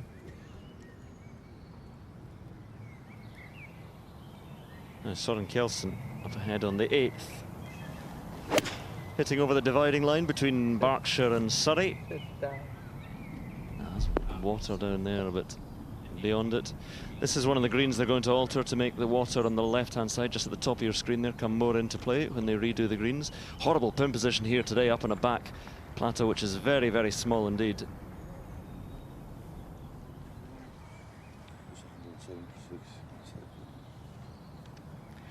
Him in 8th, right in the middle of the fairway here on 7. And quite an art in itself to avoid these sand-filled divots. Ken, tricky green this one. It certainly is, particularly where the flag is cut today. Below the little tee, if we can raise the green up, it'll just give you an idea of the slope behind it and the bunker tight to the right. If you look from the side here, it just gives you an idea of the steepness of the slope. So you can pitch the ball into that back slope and spin it back to the cup. And this little hole that doglegs from left to right. A very interesting little par 4 this. One of Harry Colt's very best, the original designer of it. 52-degree wedge out here. And just that flag teasingly in towards the bunkers. Stay right, stay right, stay right. Stay right, just tweaking a little bit to the left and spin, spin, spin. That's okay.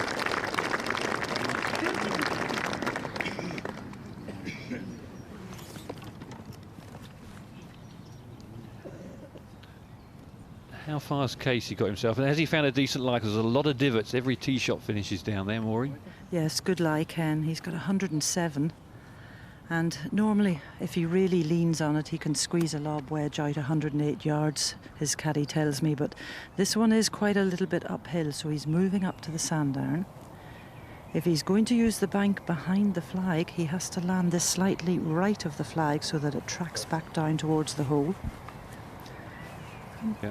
Just an indication there that there are a few insects around. The wind seems to have dropped at the moment. The breeze that has been accompanying us for the last 3 days has gone absent.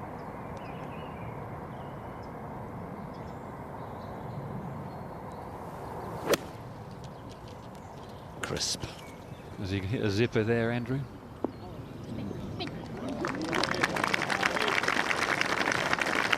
Beautiful dancing around the flag. Again, ideally, if you're really being picky, you'd like to have been below the hole, but he is firing at the flags. Yeah, he's on fire at the moment. It's a great season. A couple of victories for Casey. This is a tricky one, up to this little plateau here, and Kjelson's so focused on the line, forgot about the weight. He could have let that one wander down onto the lower part of the green if he wasn't careful. You can see the ridge is just where the top of the flag is there, just where his caddy is walking up.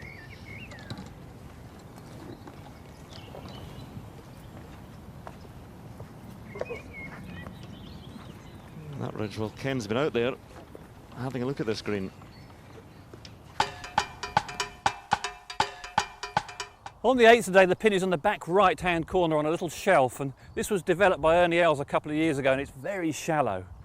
Now let me just get my putter and ball. You can see as I pick it up, gives you an idea. Just a little tear in the green. It's about 18 inches high. So the flag today cut on the top of it, up the little slope here. In front of the pin, 1, 2, 3, 4 yards. Beyond it, 1, 2, 3, 4 and a bit. So it's 8 yards deep, but it also slopes away from you. So trying to pitch it up here and hold it, unless you're going with a lob wedge, virtually impossible.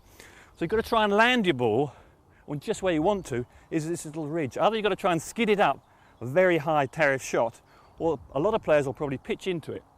And it's amazing just how far it goes back. So you either go over the back of the green, or many players will come up short.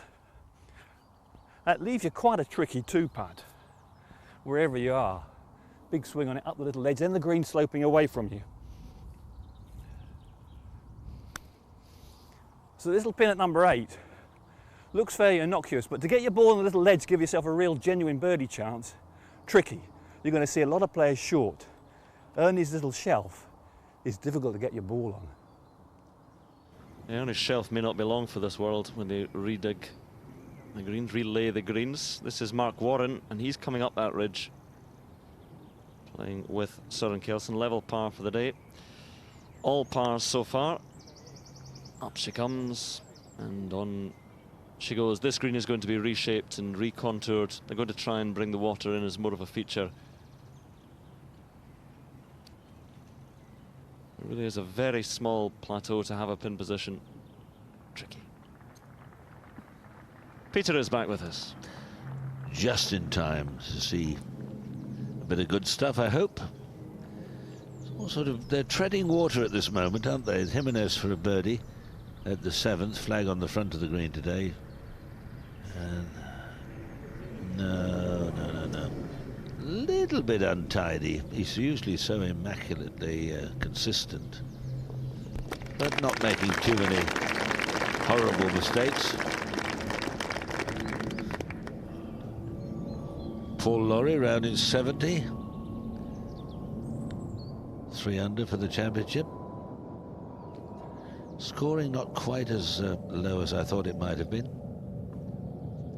Casey looking very comfortable out here this afternoon. Opportunity for a third birdie of the day. Little left to right. Too much. Hardly moved, that one.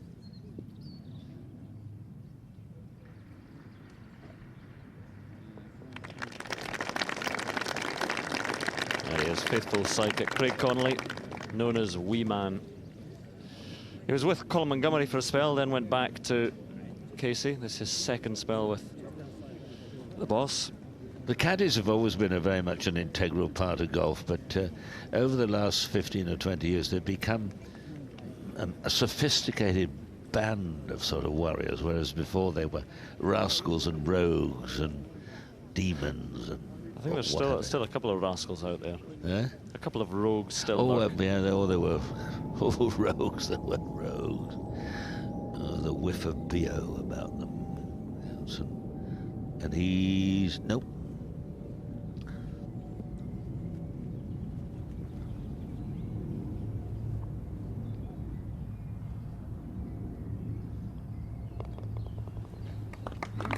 I think we could have at the end of today a whole plethora of players within 4 or 5 shots ready to have a charge tomorrow. Nobody's sort of stretching unless Casey keeps going. If Casey had a burster coming home, it's possible to get back in 31, 32, 33. He might open up a considerable lead. If he doesn't, I think it'll be very tight for tomorrow. Anthony Wall's hit every green so far, but I'm not sure what he's doing here on 8. He's left himself 214 yards for his second shot. Got to be really accurate. Oh, there's a twirl of the club. Is that a happy twirl? I think it was, but just stays on the low side. Putting fairly straight up the slope there. Very, very good long iron player, Anthony Wall.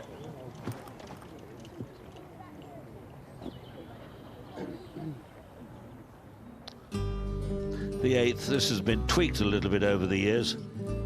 Downhill, right to left sloping fairway. Bunkers added down the left-hand side, a couple of new trees on the right.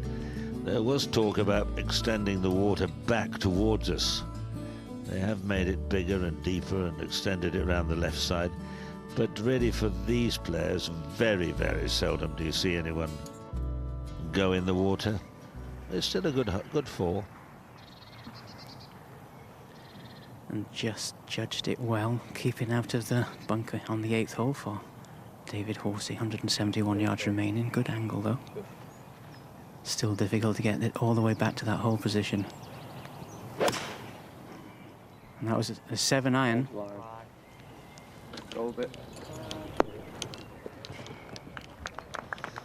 No, just a little bit short of the ridge, not bad. Interesting that he's one of the players who uses the caddy to give him the assurance that he's lined up properly. It's a practice made popular on the women's tour. Now Monty, 17th. Third into this par 5. Okay, coming off that bad run, dropped a shot at 13, 15 and 16. Still 4 under for the tournament. What a round he had going at one point though. Old memories flooding back. I don't know what must have happened at the 13th, but it's been, I mean, not just as he dropped shots, the way he did them, it's such an untidy style. Look at the first 11 holes and not a blemish. And then suddenly, Grotsville. But if you can get a 4 here at the 17th, very good chance. 4 at the last, good round. It's 238 yards out to the 2 bunkers on the left-hand side, and I think this might well be the reshafted and rebandaged 4-iron that Casey damaged on the 17th yesterday. So this will be the first shot hit in tournament play with this club.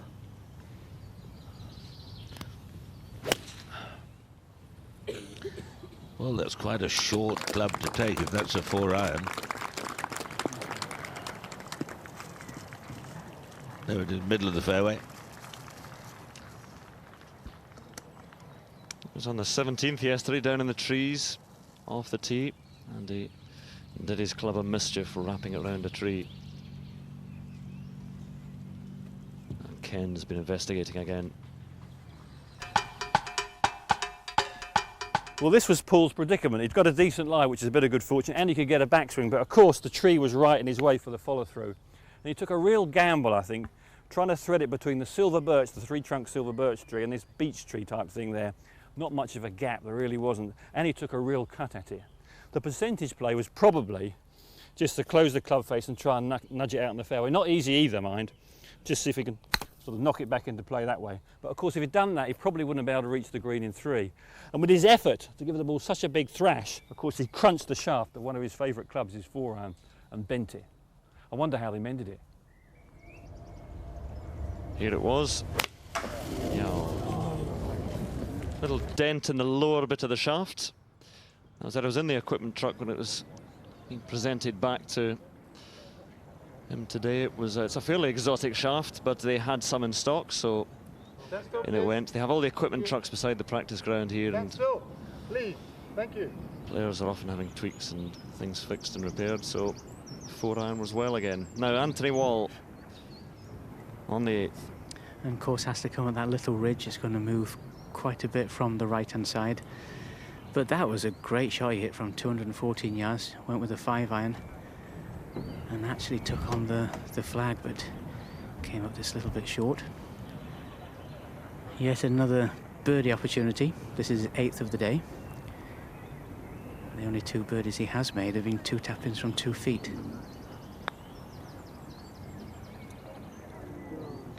Well, the ridge took its toll there. That was not a proud effort. It's clear the department of his game that's struggling in this round. Every green in regulation.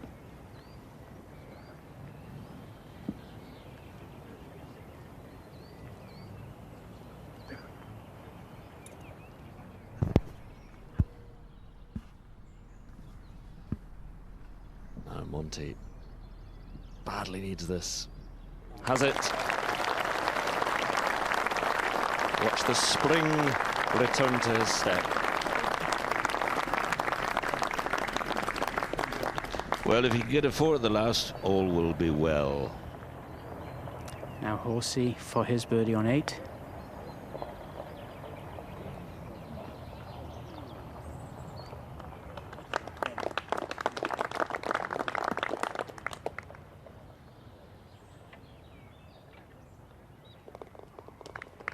Just steadies things for David Horsey. Double bogey at the 5th, bogey at the 7th. 1 over for his round, everyone else picking up birdies, so slipping back down, tied for 7th at the moment.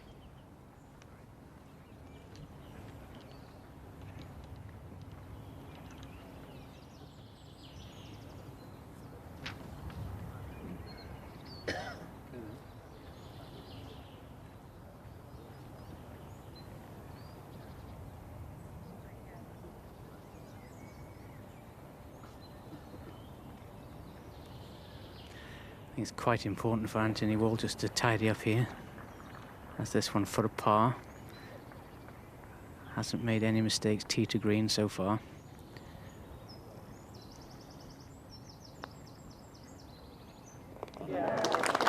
Very good putts, very good par. Philip is saying a long way back, 220 yards out. 2 under for the first 8 holes.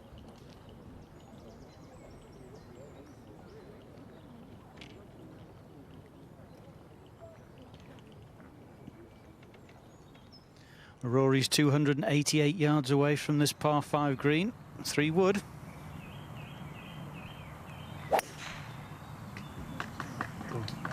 Soaring. The height he gets on the ball is incredible.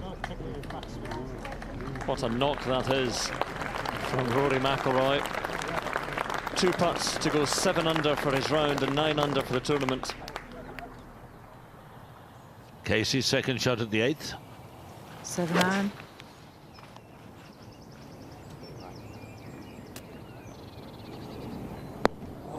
Oh, super.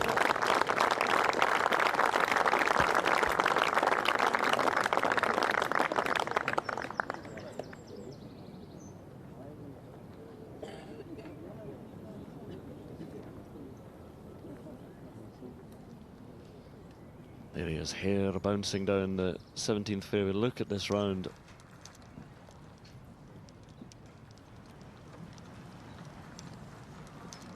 Seven birdies, one drop shot, and a putt for an eagle to come on the 17th. A putt which would draw him level with Casey. Still in search of his first birdie of the day. Jimenez playing 7-iron here, 182 yards to go. And once again, a great angle into the flag.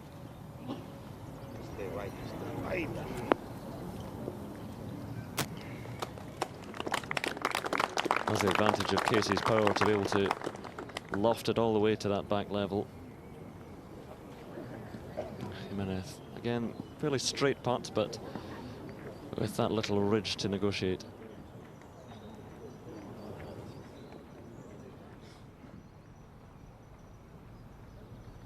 South African Thomas Aitken.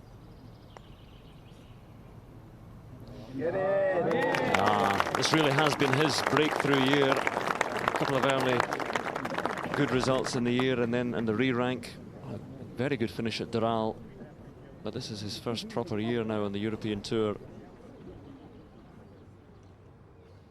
So Paul Casey, birdie putt to come, but Rory McIlroy hot on his heels with an eagle putt at 17. Good scoring abounds. You see the completed scores of Nick Doherty, Simon Dyson 67 and 68, and Monty getting one back at the 17th. David Horsey just slipping slightly, as is Miguel Angel Jimenez, while others pass them.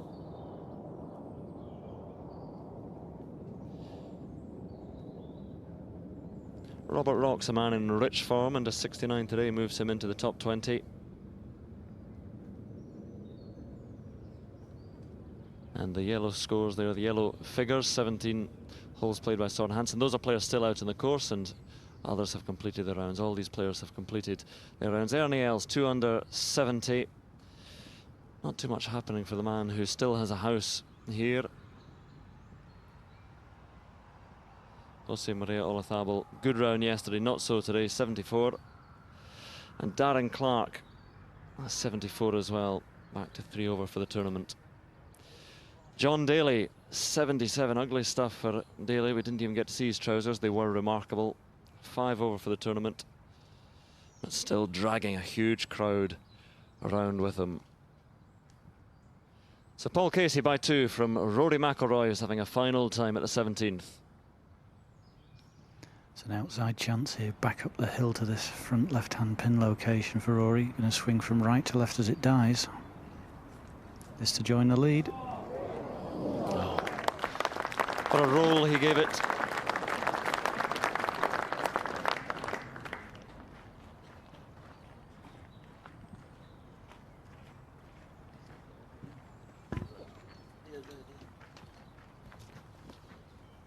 Good fun to watch Rory McIlroy, Paul, when he's in this kind of form. Oh, it's fantastic. He's just taking dead aim, and I was talking to the spotter that had walked around with him and said it'd been peerless golf all the way around.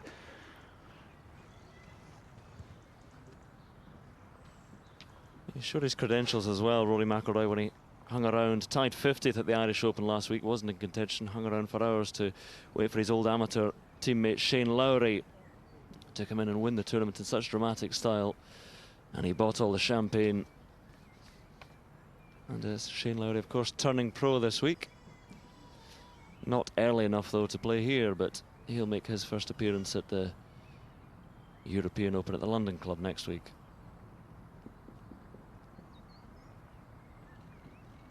Well done. He's in full flow. He's doing very well. Putting a lovely round together. 4 up the last now. No hiccups on the last furlong.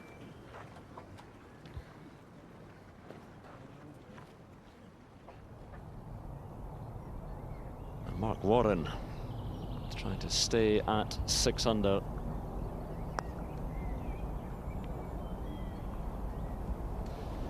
And a long run of pars comes to an end, all pars until the 9th, then one drop shot. Should he tap that in?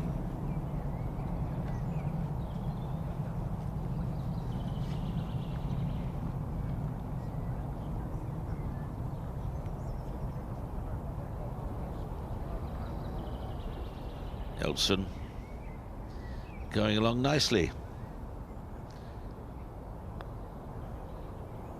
And that's going to... Oh, no.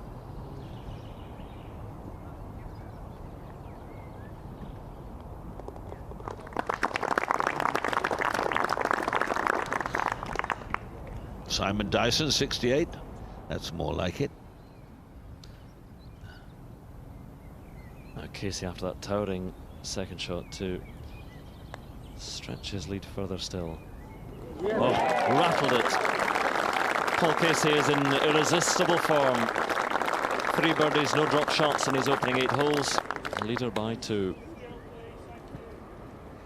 Hey, Casey and McIlroy would be a nice pairing for the final day.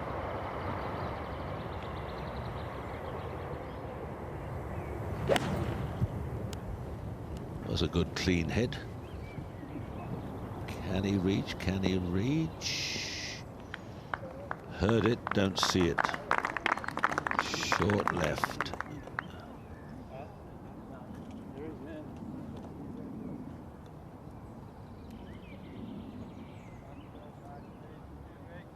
I can see from the flag there the wind has dropped. Everything is very still at the moment.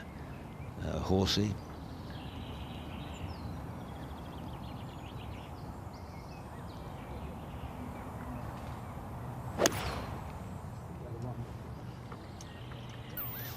No, has he pushed it? Only just a touch. That's not bad.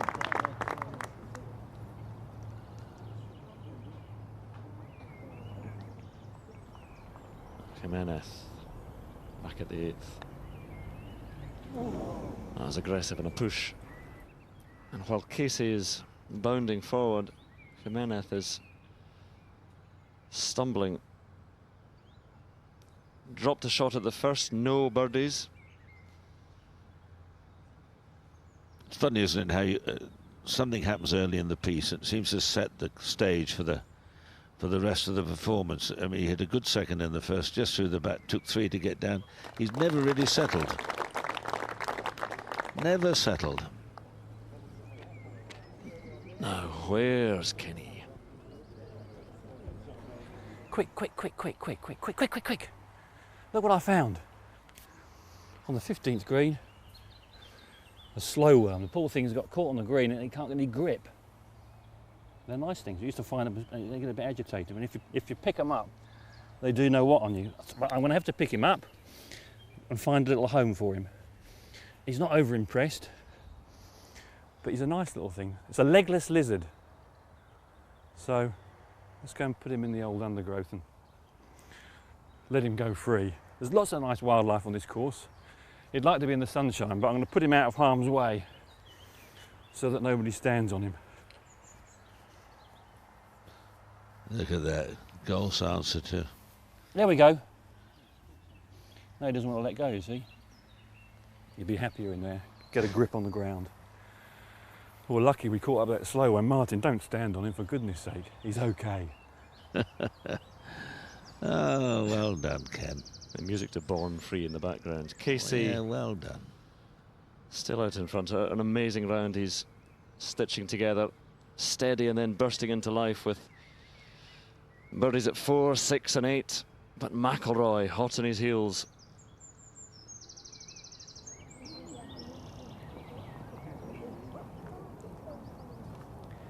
Well, we know Anthony Walker hit his irons quite a long way, but coming out of that bunker, just over 185 yards, and just flicked a little 7 out of there as though it was nothing. This is the first green he's missed, and almost as good as being on. It's another good birdie opportunity. Should move a little from the left.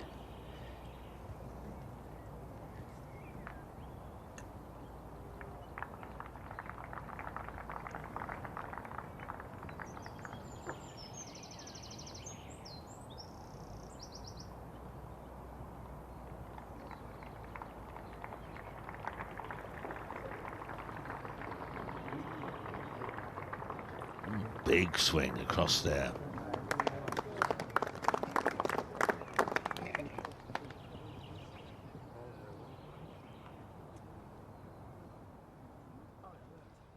And Monty has reached the 18th and has found the fairway off the tee.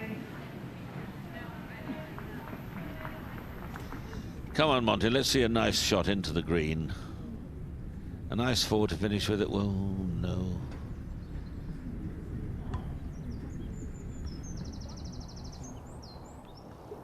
Back at the 9th, David Horsey.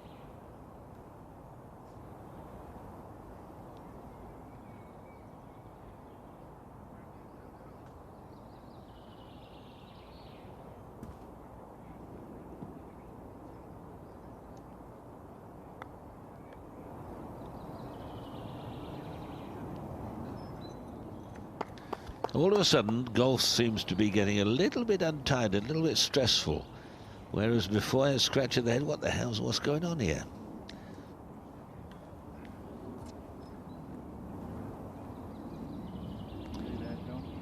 We found out this week that the Mickelson family going through very difficult times at the moment, of course, with the news that Amy Mickelson is undergoing treatment for breast cancer, and Phil Mickelson, of course, has pulled out of his tournament. So David Horsey, I'm sure, will empathise. His mother is about to undergo radiotherapy. She's had a long battle with breast cancer. The pink wristband that David Horsey wears is because of that, and things seem to be going well with his mother's treatment, so we wish her and wish the Mickelsons all the best as well.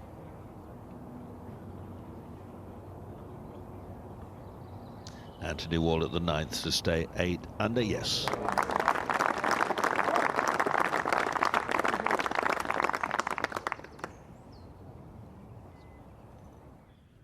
Now Monty, long explosion shot. Well, there you go. That putt is the difference between. Even if it doesn't go in, it's still a good round for Monty. It'll still be a sub 70 round, but it'll make all the difference in the world to his mood. And it's been a very good round of golf.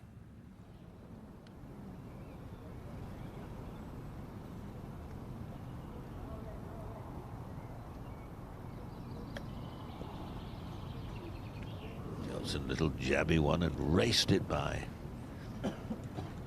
Just a little bit quick rhythm, getting to the ball a bit too fast. So easy to let shots slip away.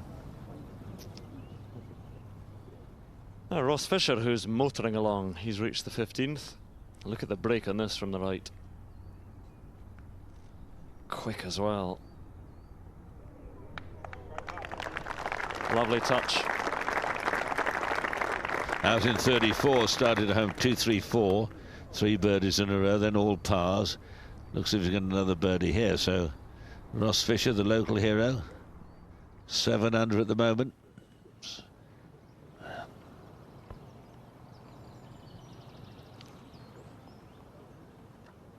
So Kelson looking to tidy up things here.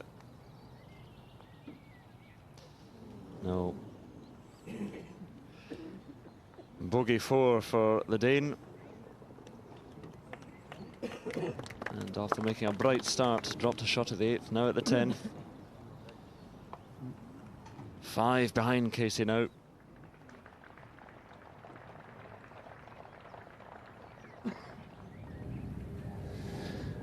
To the 18th, Colin Montgomerie. He's had a funny round he's had, Colin. It's been very much up and down, in and out, whatever you want to go. Out in 31, started home 3-4-4, it's a birdie, then 5-3-5-5-5. He's had 4 in 4 holes. He dropped 3 strokes. Birdie at the last hole, but really 3 shots dropped. We will return for Monty's finish, but Casey at the 9th.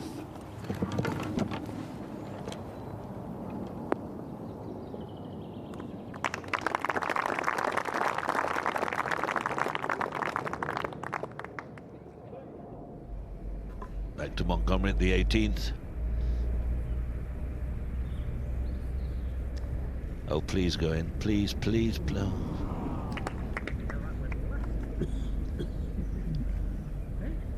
So, perfect drive.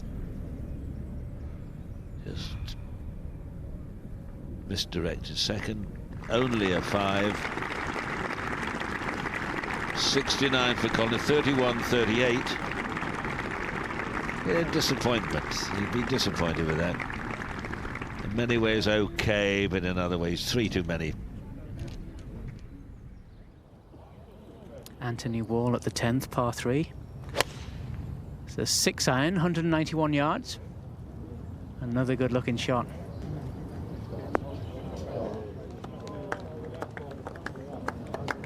Yep, very good indeed. Just couldn't quite cling on to the putting surface, but still a very good birdie chance to come. Well, we've seen an awful lot of players using a 6-iron. Seems to be the club staying around here. David Horsey.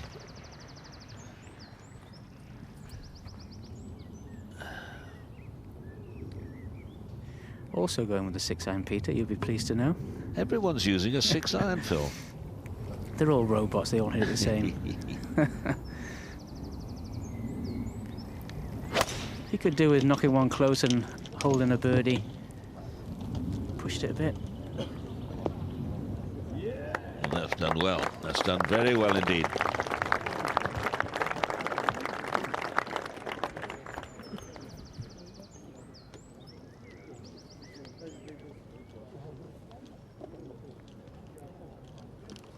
They wander up the 10th. Ken Brown has freed himself from the wildlife of Wentworth. He's back with us. You knew that was a slow worm, did you? Yes, yeah. Yeah, I thought you were very brave there. Not quite David Attenborough. Oh, there he is. Hello, son. I thought you were very brave. To me, it looked the size of a python that could eat you. You're very brave, Ken, I must say. A lot of hidden qualities. We're seeing here's Ken in the bull ring next week. Just hold up there, please.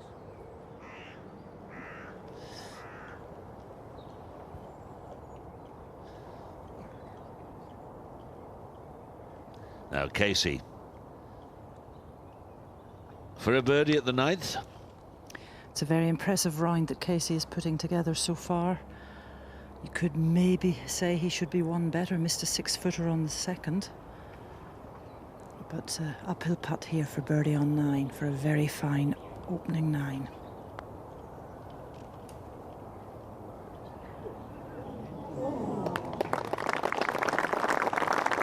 Again, the ball hugging the putting surface. Outward 9 is a par of 35. 3 birdies and all the rest pars, 32. Excellent.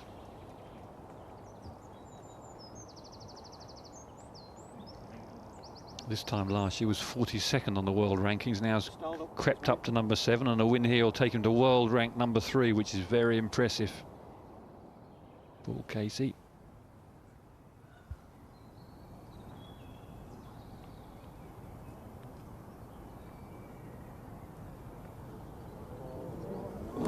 That's the way you do it, Ken. No, that's a bow. 5 under.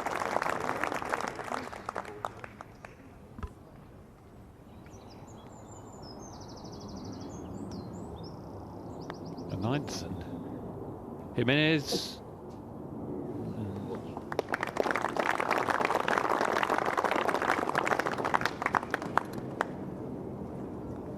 Well, a slightly lackluster 9 holes for Miguel Angel.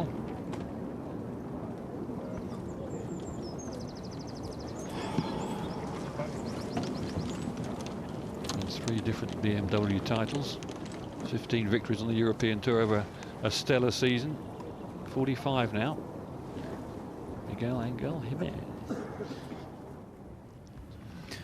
Well, this is where Rory's towering 5-wood second shot finished, just above the green to the right hand side. It's got a reasonable lie here. That's a tricky one. It's fast once it gets onto the green here. It needs a good contact to get some spin.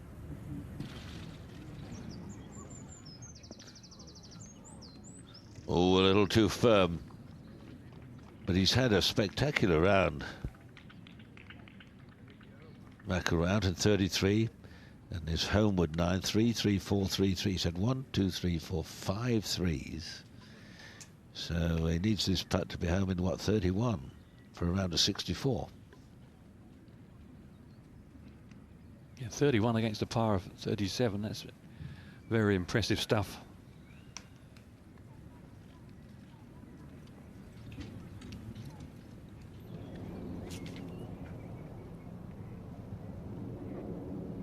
Anthony Wall. Chance of a 2.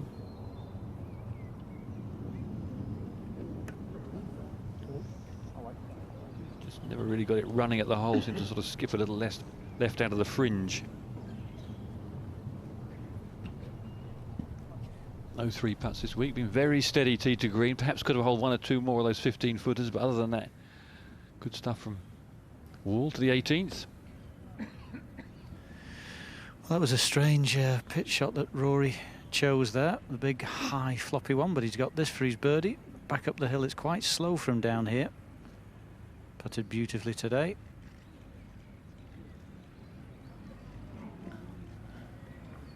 Well, he's got that little tiddler for a... Let me add it up. Looks like a 65. That'll be the low round of the week, if that's the case. I'm a little disappointed with that. Not one of his best little pitches from the side of the green.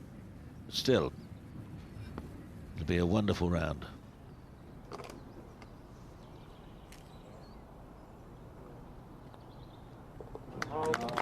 Confidently hole from Anthony Wall. Stays 8 under, 3 behind. Holes 10 to 12, offering some birdies. All those 3 holes, 10, 11, 12, averaging under par today. Casey leads by 2.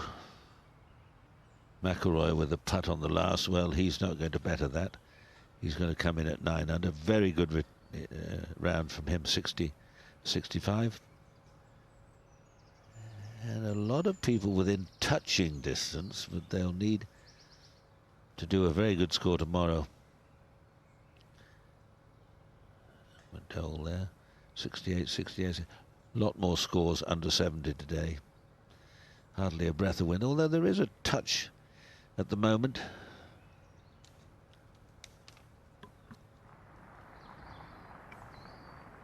Twelfth, and Thomas Aitken for an eagle at 5 under currently.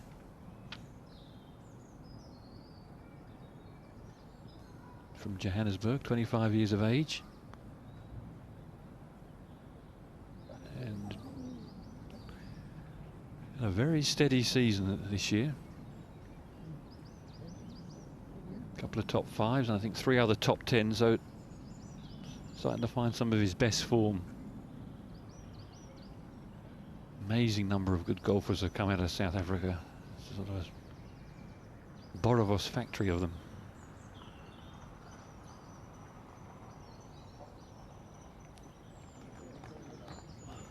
Well, Paul Casey hit 8 greens out of the first 9 in regulation, and the one he missed on the second, he was only a couple of feet off. So he's got 191 yards, and guess what? If Peter's still there, it's a 6-iron. Another 6-iron. They couldn't play without a 6-iron.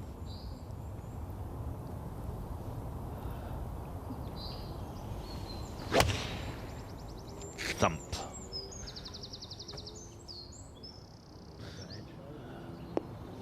Oh, a lucky boy. That was going right. Kick left.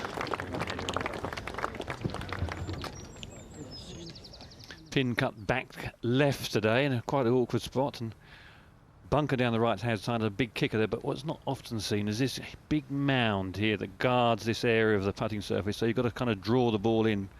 Makes it awkward to get at, and if you miss the wrong side of it on the left of that, very tricky. If we go back to the tee, this gives you an idea of the hole. Cut through the trees, little draw shot required, but it's so easy to overdraw it. Very tricky to pick the wind.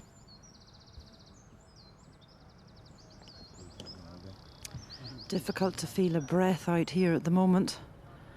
And Miguel now finding himself 7 shots adrift. Certainly hasn't been his driving that has let him down here. He's put himself in great position on virtually every hole, but just not able to finish it off. Been a little bit untidy around the greens, which is uncharacteristic of him. 6 iron for the Spaniard. Generally a very good shaper of irons, can work them left to right and right to left, and he's just trying to draw this one into the pin. And it started right. Just slightly overdoing it. Right idea though.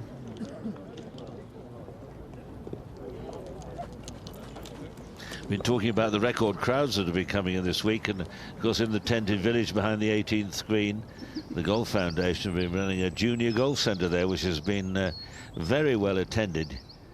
School groups coming along, youngsters, great amount of young folks have been here over the last 72 hours, and they've been visiting the Golf Foundation down behind the 18th green there, and youngsters have been having their tuition as Aiken has this to go to 6 under, which he does. The European Tour is very much involved with the Golf Foundation, and in an effort to encourage young people to take up the game of golf. 18th, and Rory McIlroy, super round, 65 of the best of the week. 32 for the back nine, 33 for the front, 65 blows, 9 under, 2 behind. He's talent with a capital T, that young fella. That tells the tale. Casey's still with 9 holes left to play. McIlroy in the clubhouse, the 9 under. And I don't think Casey will be much further ahead than that. If indeed he has a good inward run, he might sneak another 2 holes ahead. Rory's with Gary Lineker. Let's hear from them. Rory McIlroy sprinted from the final green to speak with us. Rory, congratulations. Wonderful round of golf. You must be delighted. Yeah, you know, I played very, very well out there. You know, it was a bit of a difference from Thursday, where I really struggled, and you know, I put in a lot of hard work between Thursday evening and today, and you know, it seemed to have paid off. You obviously found out what was missing. What was it? Yeah, you know, I just wasn't trusting myself on the golf course. You know, I wasn't committing to my shots 100%, and when you don't do that, you know, you don't play very well. So I was just trusting everything out there, and you know, fully committed and hitting it 100%. And you know, when you do that, you make good swings, and you know, that's what I was able to do today.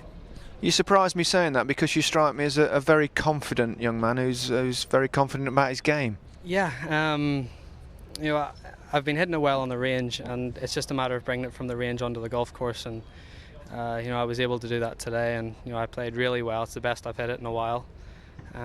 So yeah, you know, I just got to keep doing what I did today, and hopefully carry that on to tomorrow.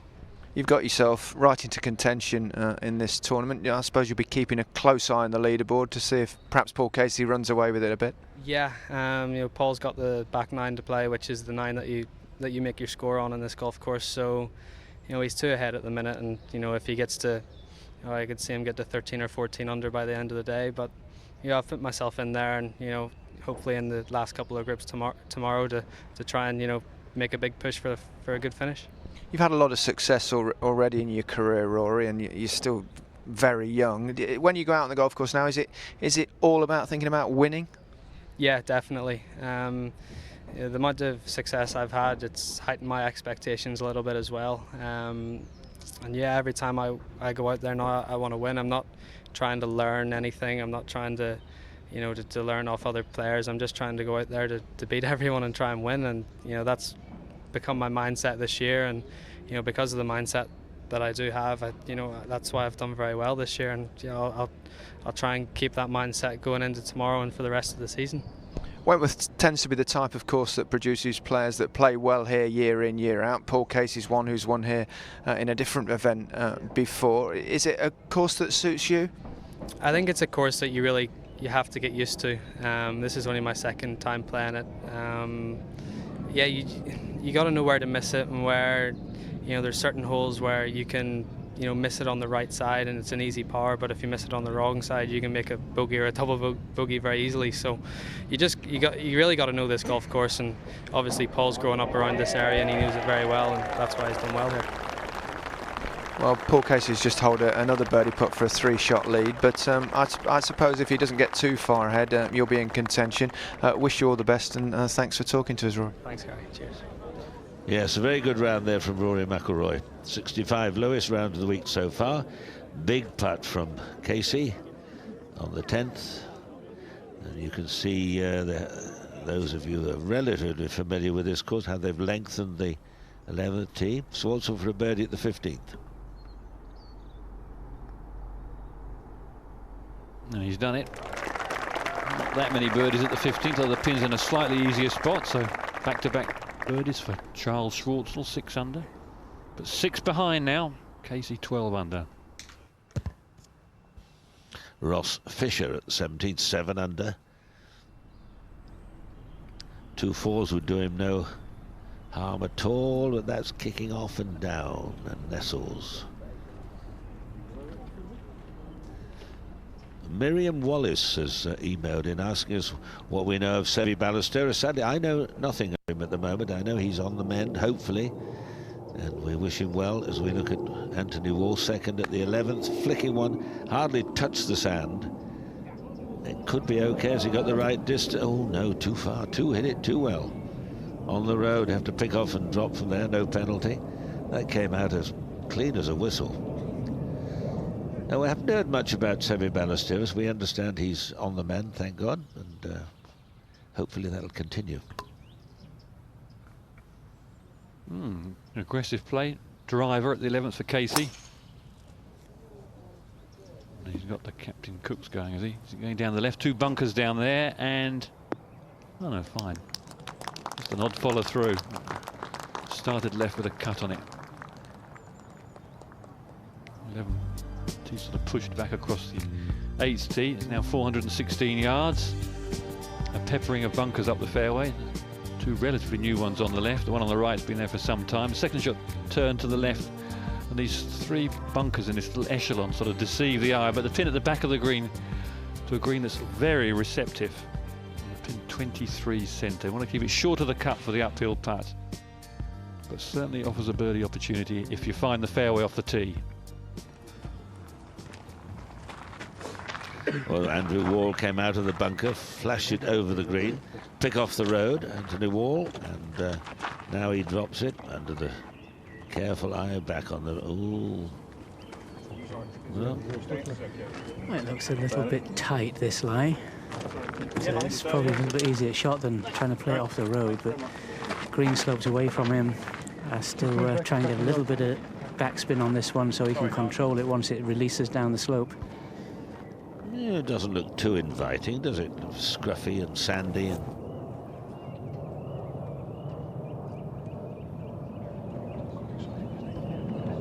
Martin Willis, Ken, has emailed in and said, are they selling off the grass from the old greens? I could do with laying some new grass on my back lawn. Where can I get some? They sold the Wembley turf, so why not Wentworth? Very good. I'm sure somebody's thought of that. Somebody will be nicking a few. There'll be plenty of turf for someone. That's a very good point. There's a lot of glorious turf going to be thrown away. They've got to be so careful here that the sole of the club doesn't bounce under the bony ground and the ball comes out shooting and running. That'll be a very precise strike here, Phil. Yeah, land it maybe just short of the green. Try and get a little bit of check on it.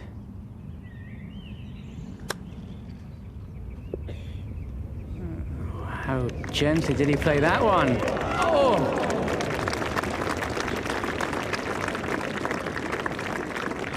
I saw him on Wednesday, Pro-Am Day, practicing that type of shot. He was trying to be a bit less handsy and use his sort of upper body a bit more. It was a pretty well executed shot.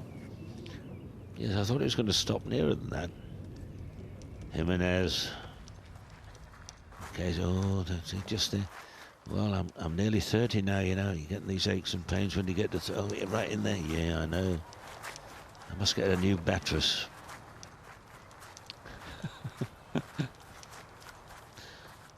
Dear old Frank has sent us an email saying he teed off the other day playing with some friends and he didn't use a tee peg, and his parents told him, you've got to use a tee, otherwise it's a penalty. No, it's not. Tell them they're talking rubbish. This to go to 8 under. It's a quick one down the green here. Oh, he done it.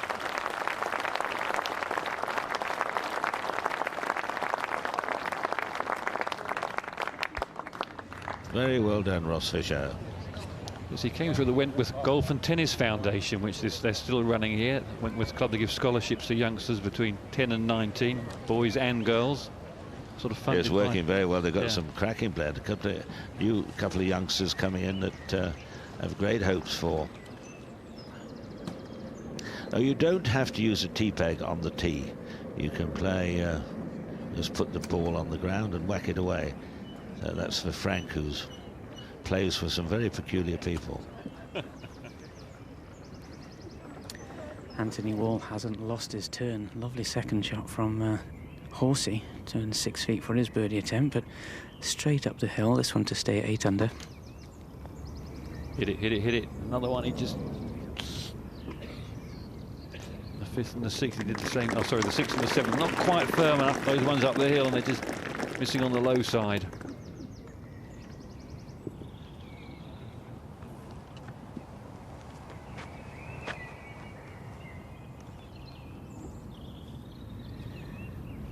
Great second shot, but left himself probably the most difficult putt on the green, downhill, left to right, really fast. For a birdie. Oh, shame. He just needs to hold the putt, get a birdie, and get back on track.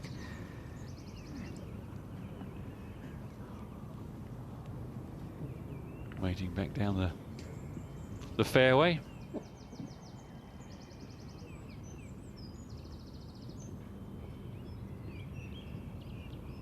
Gives you an idea what's facing them. And I head on the green. David Horsey. Yeah, well done. So a very nice, simple putting stroke. 1 over for the round. Par 5s to come. 12, 17 and 18. All par 5s offer some real birdie chances. This for an eagle, Nelson, to go to 8 under. Should it go in? Good strike. No. Just ran out of gas. But a birdie.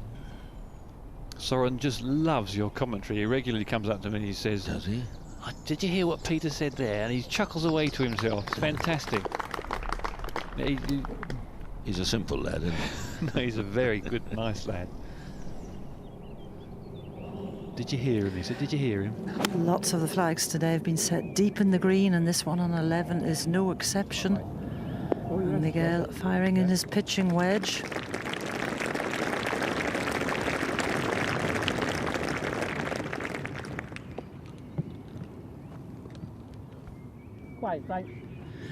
This is an interesting shot facing Casey now, because yardage-wise at 127, it is just on the limit of his sandiron.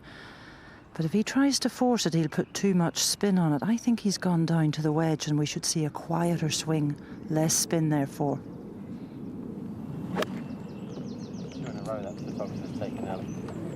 No, what happened there? You can hear that, can't you? Something put him up, but he was only just short of a bit of pace. Certainly did. Wait till we strike the golf ball, please. Oh, what's he saying? What's he saying? It's one of this. It's not Richard. It's either. Anthony Wall whips one away down the 12th. Good drive. Wind in a different direction today, Peter. The first 2 days it was slightly against. Now you can see them whipping them well past the little gully ditch, which they could hardly reach on day 1 and 2.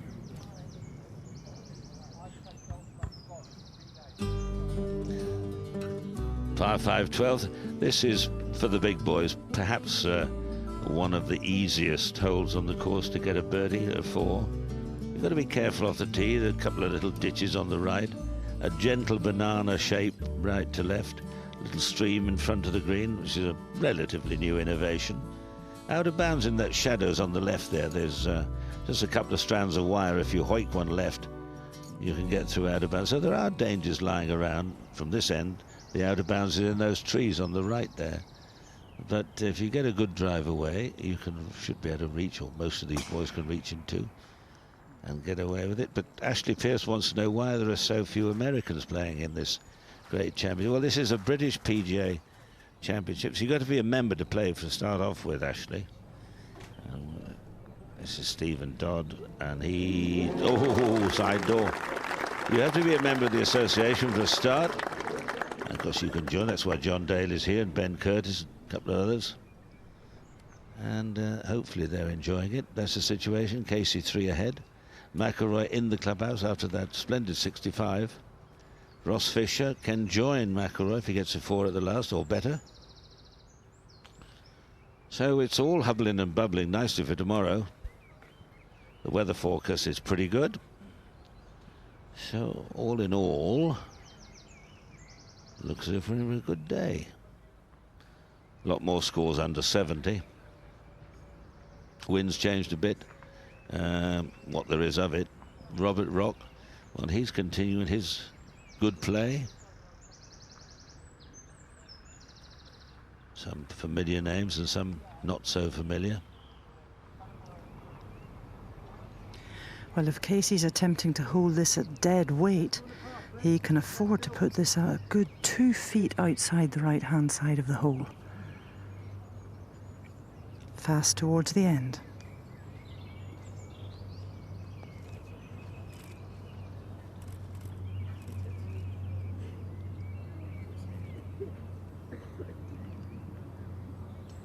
The simplest of pars for Paul Casey.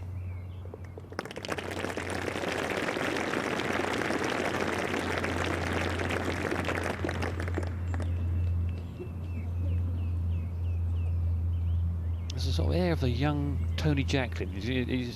There's a confidence about him and a look, you know, I should be here, I'm a good player. Same sort of size, really, too. And when he's playing well, it all looks so easy. Oh, sorry about that, Governor. Did you hear my Bolex whirring?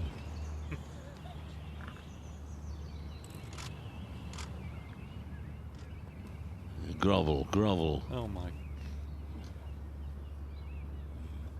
Keep off the chips while you're at it.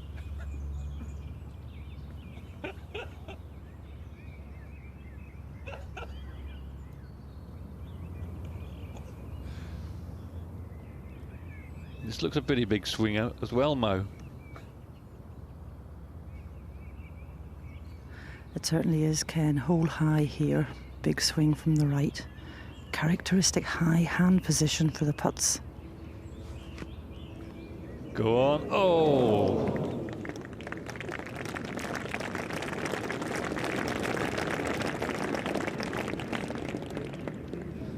He just had that hiccup at the first hole and never really recovered. 269 yards away from the flag, Ross Fisher. Just a fairway wood off the tee. 3 wood here.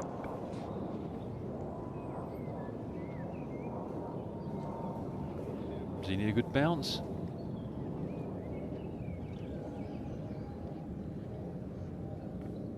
Difficult for the cameraman to see around the corner of the dogleg, but we think it's over there.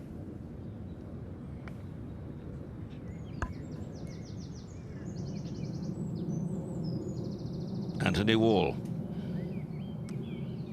He's only going in with a 5-iron to this par 5, second shot. Nice wide green. Oh, he hasn't pushed it. He hasn't missed the green with a 5-iron, has he? Oh, has he missed the green? He nearly missed the county.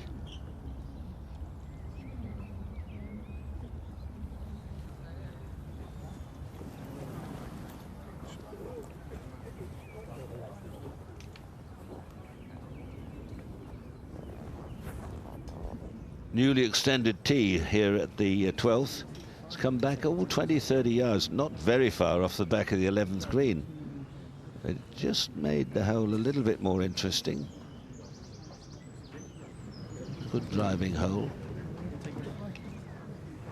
Well, this is setting the stage now for the big finish with 3 par 5s to come up. And in fact, yesterday Casey covered the next 2 holes in 6 blows, and that included a 6-foot miss on this hole. Playing absolutely immaculate golf, seemingly in control, wasn't even that upset over that camera mistake, just regrouped very quickly indeed, nicely and calmly. Just aiming to set himself up in position now to reach the green in 2. How far over the little ditches, Maureen? They're the guts of 300 yards out, Ken, He's got a either smoke. side.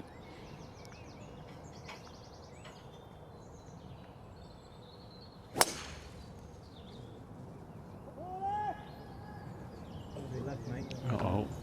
And then needs a huge break because that was deep in Sherwood Forest. That's very dark in there.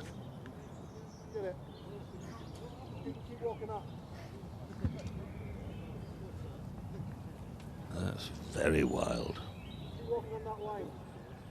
Well, looks like a touch of good luck there for Casey.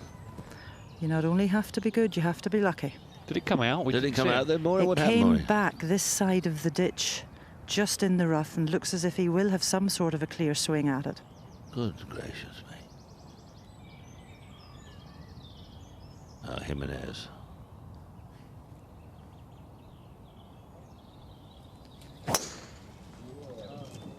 Coming this way.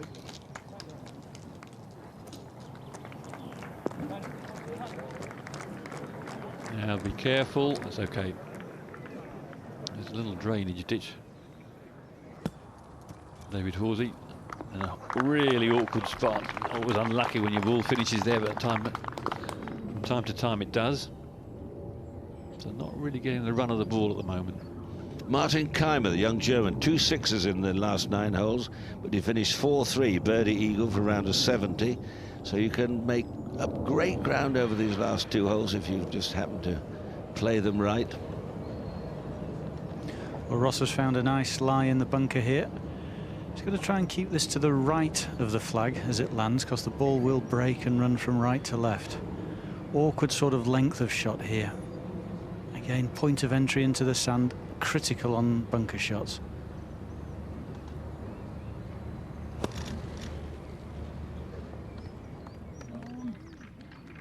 Not quite sure what he was trying to do. He was trying to fly it all the way and caught it a little heavy, or very quick rhythm for that type of shot. But okay. Not bad.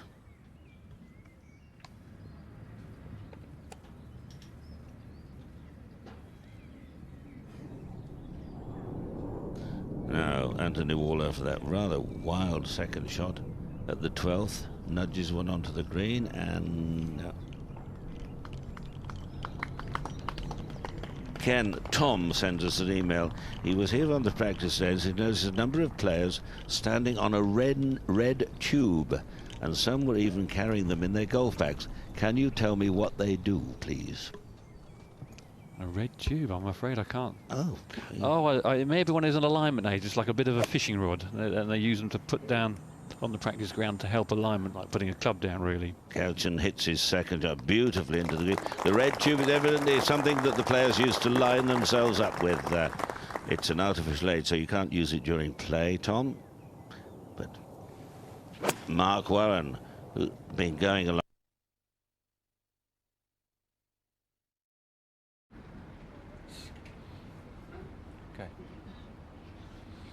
Hello and welcome back to Wentworth. Lovely to see you again. Terribly sorry about our picture problems. This was due to a massive power failure. We've got 2 generators here. One went down.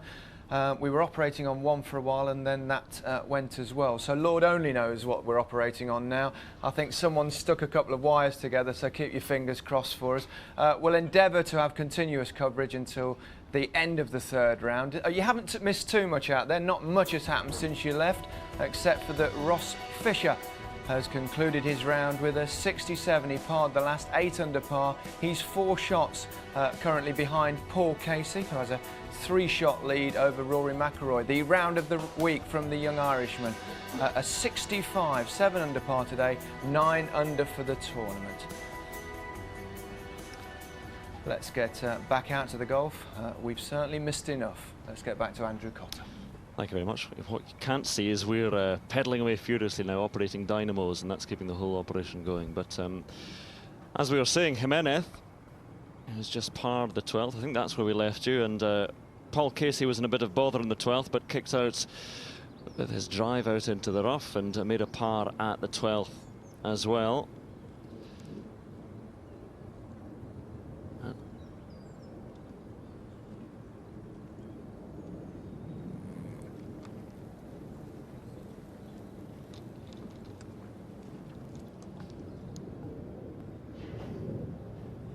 Anthony Wall, 14th. He's just going with a 9-iron. 179 yards uphill. A little bit of breeze helping right now. Another good-looking shot. Oh, nearly pitched straight in the hole, Phil. Very hard first bounce.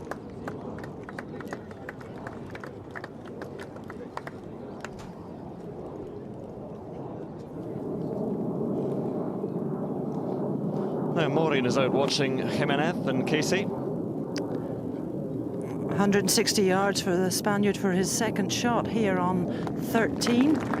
And he was delighted to break his run of pars and bogeys by a birdie at the last. Got a huge cheer from the back of the 12th green when the putt went in.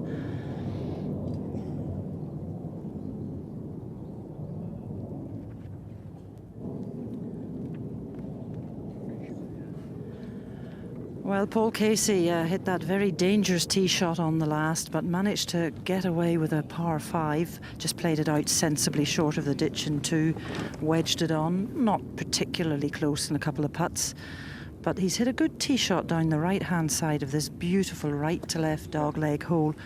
And he's only 4 yards difference from yesterday's yardage, where he holds his 9-iron second shot. So he's trying his luck again with the same club. Let's see if lightning strikes twice.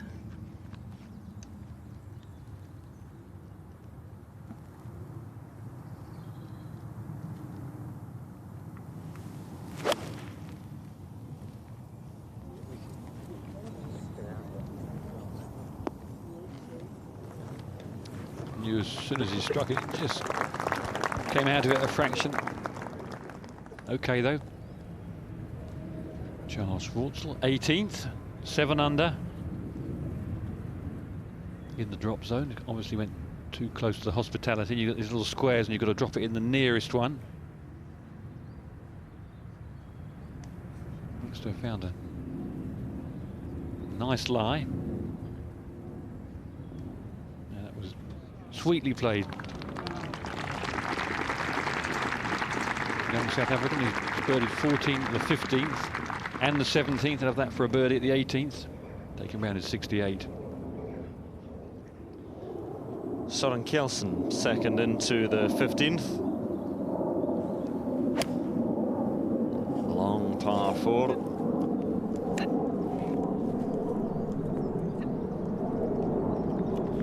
It's good place to be. Again, below the hole. So Paul Casey, as you were really, didn't miss too much while you were away. Pars for most of the players. 3 clear of Rory McIlroy, best of the week. 65 for the young man from Hollywood and Northern Ireland. Ross Fisher in with a 67. And Colin Montgomerie in that group on 5 under par. David Horsey just slipping backwards, as is Miguel Angel Jimenez. Ben Curtis having his troubles today, one of the few players in the top 20 over par. Anthony Wall did have a wedge out, but decided not to chip. So very unusual, going with a putter from sort of, it's not too bad. As long as it doesn't bounce, I suppose it's a birdie effort.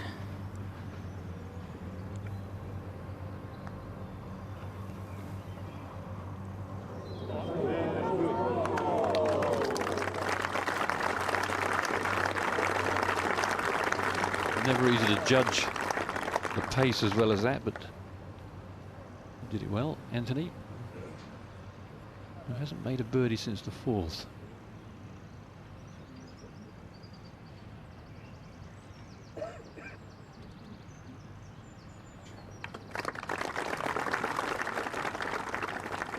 Very much a saucer-shaped green here on 13. The sides are higher than the centre, and this is a sweeping right to left break for Paul Casey on this one.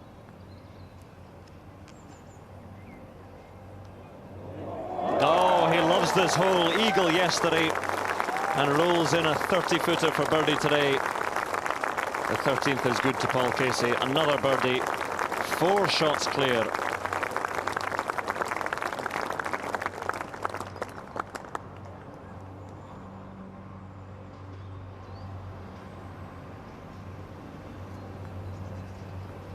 Lovely sweet sound off the putter face, and ball hugging the ground, and just enough pace to hold it on its line. Very impressive, Paul Casey. Currently had 3 eagles this week, one at the 4th, one at the 12th, and one at the 13th. Texas Thomas LeVay, who came so close to winning the Open at Muirfield in the playoff with Ernie Els. Well done, Thomas. 11:33. A great round of 68. Most wins by any Frenchman on the European Tour. He's won 5. Spanish Open earlier this year.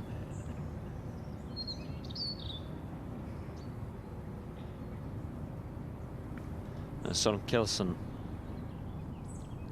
at the 15th. This for a 3 for a birdie. Yes, indeed. Suddenly they're all rolling in again. Momentum takes him to within 5 of Paul Casey. A tie for 3rd at the moment, Søren Kjeldsen. And there it is, Casey moving further clear again. It was at the 13th yesterday with that eagle. He was 4 clear at that point, and this is the first time since then that his lead has been 4 again. A little bit further down, those yellow boxes show that those players are still out on the course.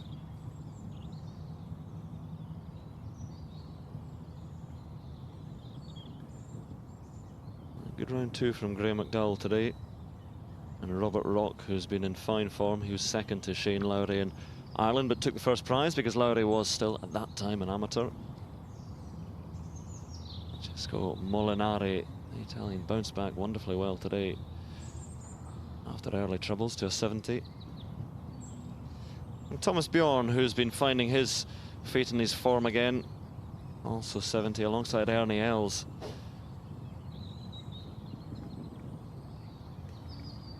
Welshman, 3-time winner on the European Tour. Stephen Dodd, his 3rd to the 17th.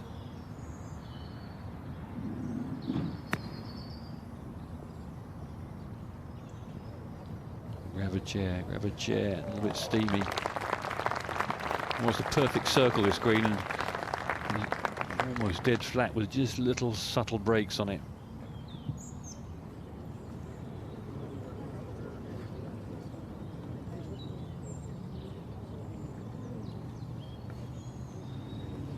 Never easy to get the idea of just how much uphill this 14th hole is, 179 yards, but it really is a steep incline to a 2-level green, and the pin today is cut just above the little ledges, 3 yards. So very little landing area. If you carry it to the top, you're almost certain to skip over the back, so you've got to sort of drill it into the ridge. And aside from his putter, it's maybe one of the most overused clubs today. 6-iron again for Paul Casey. Perfect yardage for him here. 179. Must obviously carry it all the way up onto the back tier.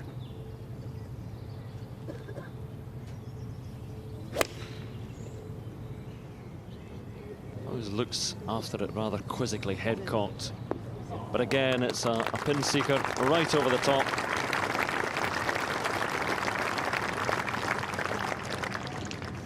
He is in that happy place that golfers only occasionally find, whatever the level, where things go right, and when someone of his talent and ability, when it goes right for them, there are plenty of birdies for Paul Casey. 13 under par now.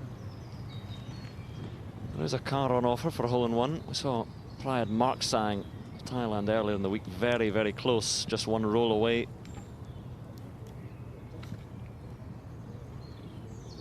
Look at this practice swing. Quite difficult for the players to actually pick out the flag here. It's hidden against a backdrop of the kaleidoscopic colours of the gallery, and it's not actually moving around too much either at the moment. 5-iron for Miguel.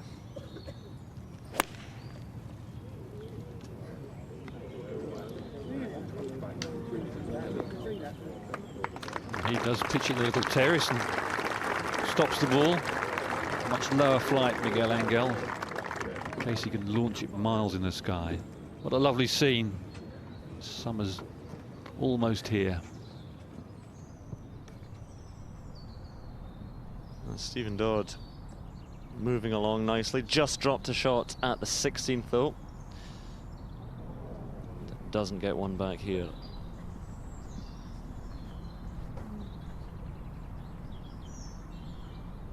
Remember, he won the amateur title all the way back in 1989.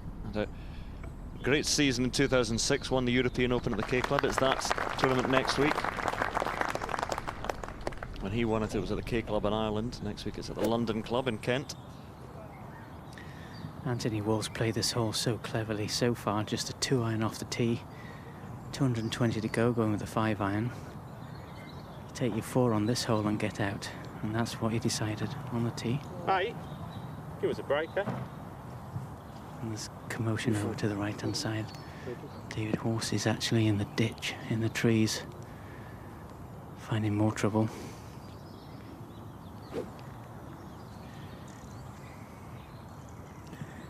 Actually, if there ever is an easy hole location, today's the day.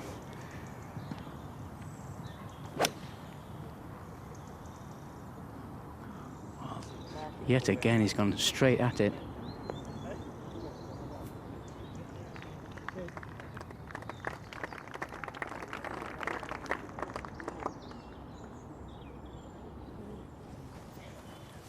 A bit of a shooting first bounce.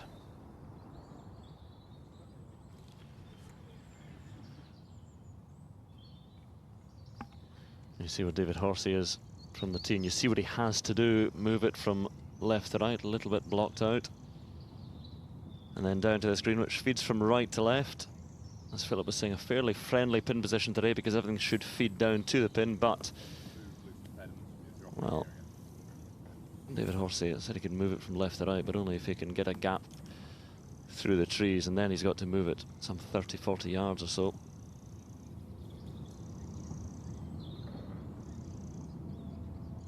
Sixteenth and perfectly positioned approach from Keelson.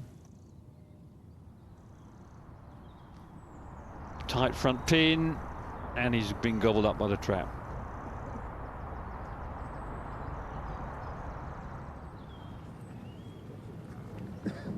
Casey at the 14th.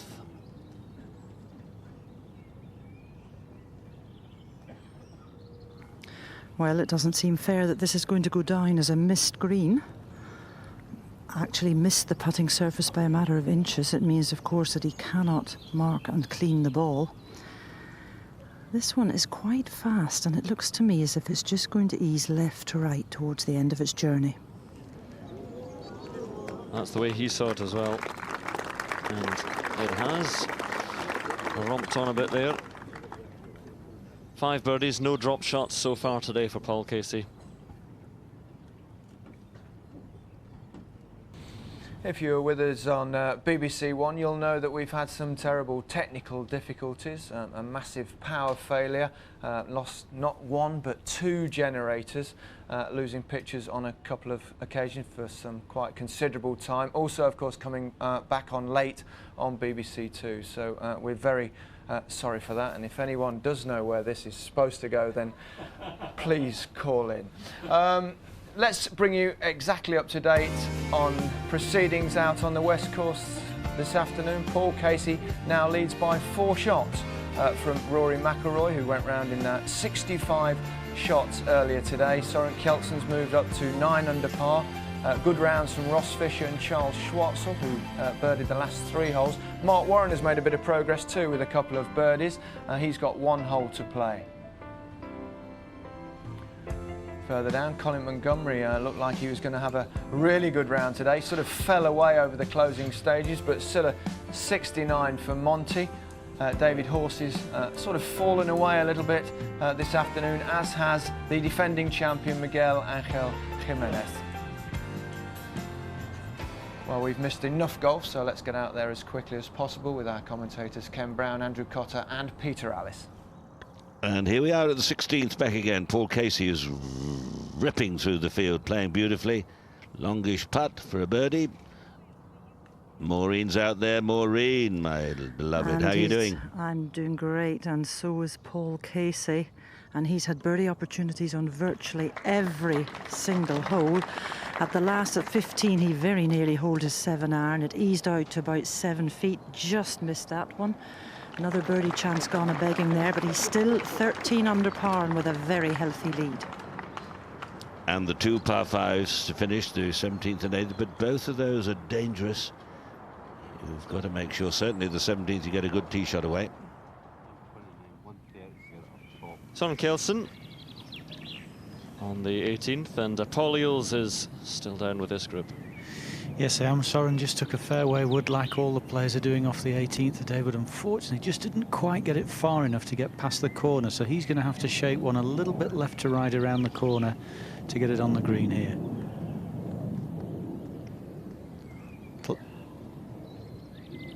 Soren and his playing partner Mark Warren both birdieing the 17th hole, but unfortunately Mark's found a downhill lie in the first of the left-hand bunkers, so he's definitely not going to be able to get to the green, but a little bit of magic here from the Dane might get him home in 2.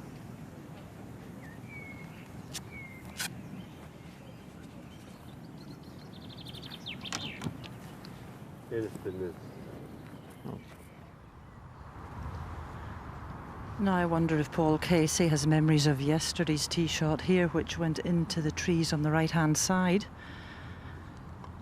Such a difficult tee shot. Right to left hole, adverse camber of the fairway. It's 260 to carry the road.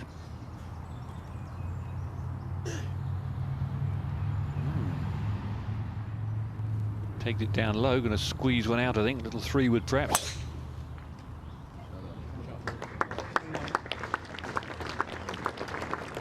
Always a dangerous tee shot.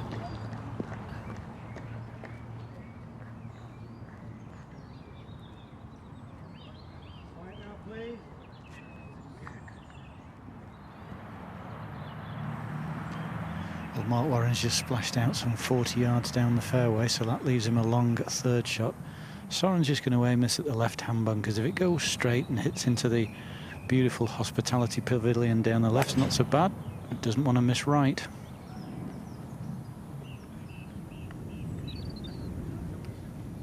Well, there you go, exactly that. He'll be dropping in that little DZ drop zone there in a moment. Good try, goes really straight. Okay. Jimenez tee shot at the 17th, defending champion.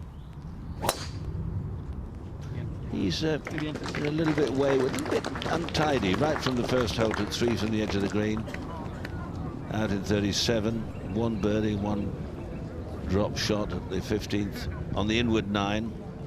2 over for play so far, but if he can get 2 4s, it'll be around a 72. Anthony Wall on the 17th, and Philip Parkin is down there. And not a bad spot to chip from. This is 3rd on the par 5.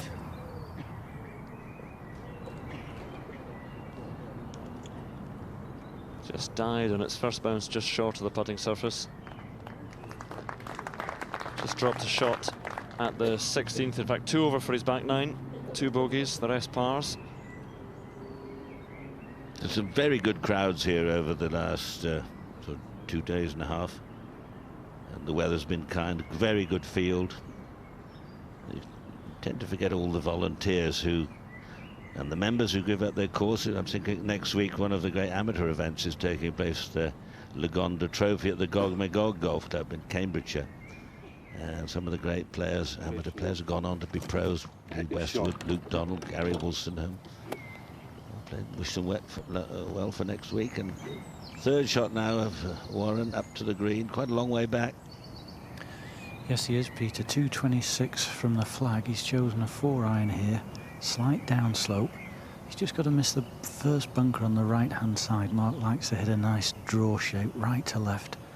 So if he misses the bunkers, it should run up toward the flag at the back of the green.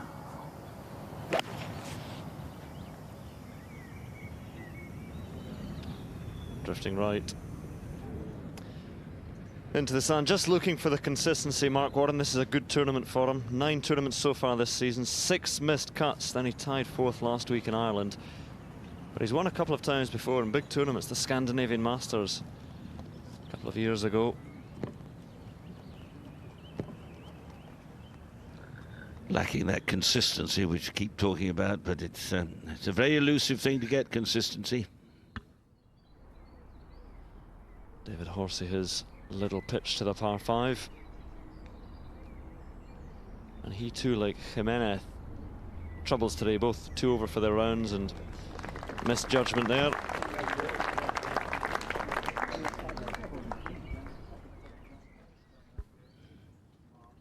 Good collection of folk here. A lot of greetings to Jenny Jenkins, who one of our spotters, and normally would have been here, Jenny, but she's going not too well at the moment. But all your friends send you good wishes, Jenny, and hope you're back on track and spotting for us in the very near future.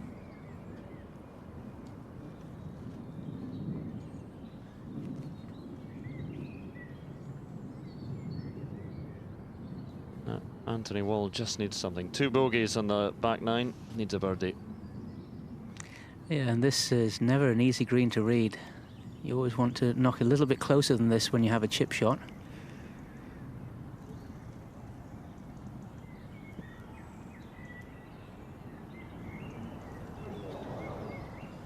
No, nothing on this back 9. No birdies.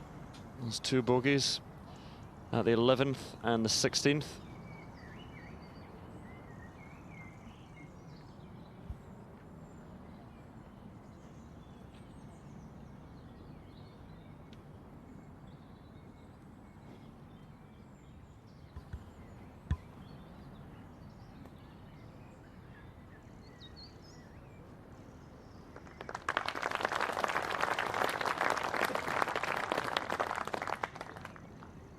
Level par for his round.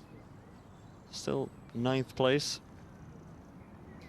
Birdie at the last and kick on tomorrow. Nice day out for the lads.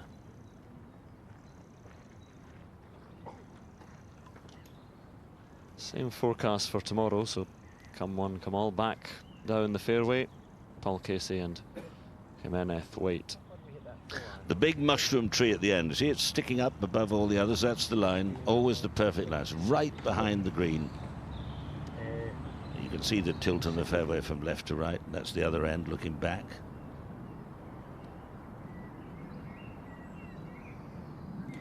Horsey for the 2nd birdie in a row. Oh, shame. Especially being so close in 2. I'm not sure what happened to that little chip shot he had.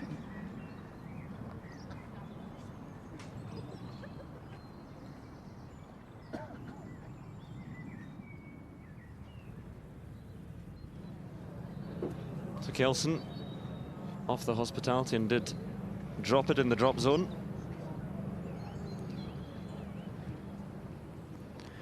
Yes, Mark Warren just in that 2nd bunker down the right hand side. Got to choose whether he's going to fly it all the way up or take a little bit more sand and let the ball release from right to left.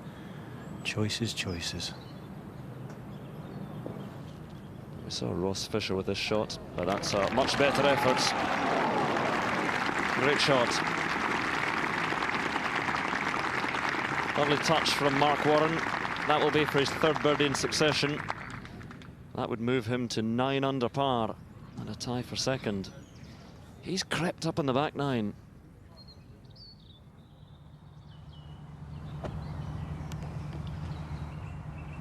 Now this hole is over 600 yards from the resurrected tee just off the side of the 17th green. And Casey reckons he can get there with an iron. Monstrous shot, Maureen. And a 4-iron at that, Peter, from 267 yards.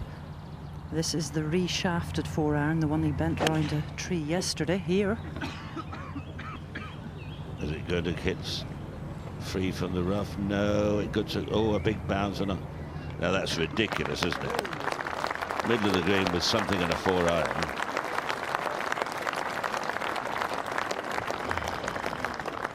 I think it's all down to these new energy drinks, you know.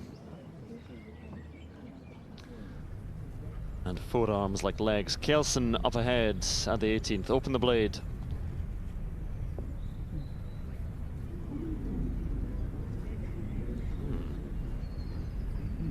Not his finest hour.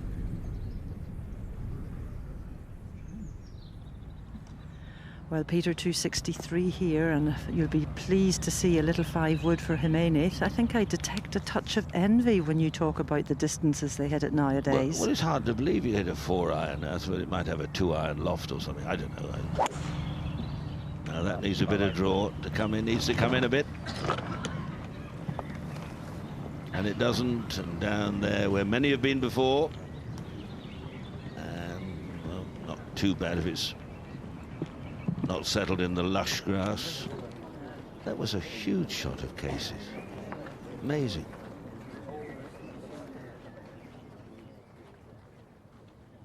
So Casey out in front, eagle putt to come, steaming ahead. Rory McIlroy. If Kelson doesn't birdie that final hole, Rory McIlroy may well be in the final group, depending on what others do. But here is Kelson at the 18th. Yes, after that poor chip, he doesn't want to compound the error by 3 putting here. Not a chance. Yes. Quite the opposite. Kelson up and down and moves to 10 under par within 3 of Casey, and at the moment he will be playing in the final group. A 68 for the Dane. Good work indeed. 2 drop shots at the 8th and the 10th. You'd have to say arguably 2 of the simpler holes on the West Course. He'll be in the last or penultimate group tomorrow.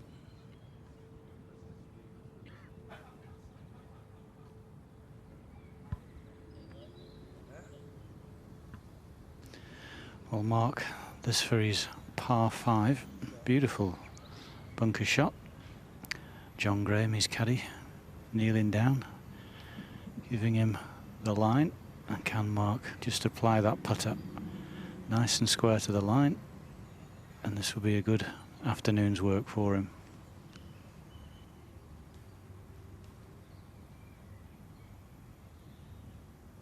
Oh, and what was a very, very good back 9. A little bit of a sad finish. Still that for his par, but it'll feel like a shot gone.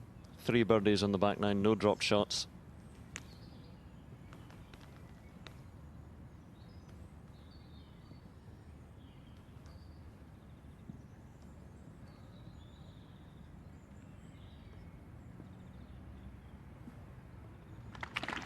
Par it is, and around.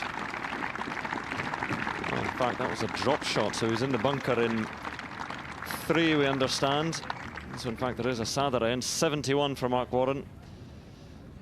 7 under par, still a tie for 6th place, but Soren Kelson much the happier chap as they leave the 18th green. Tucked away in the trees.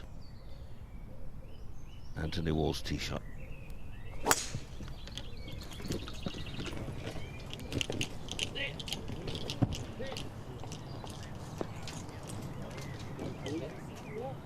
I just don't understand it, really. There's 50 yards to the right of those bunkers. It may be a little claustrophobic at the trees on the right, but it really is the simplest shot in the world. It hit a low, cutty drive, but there we are. It's a reasonable sort of lie that Jimenez has here on 17. He's got lots of room to work with. This shot will naturally want to run out quite a bit, so it's quite advantageous for the flags on the left.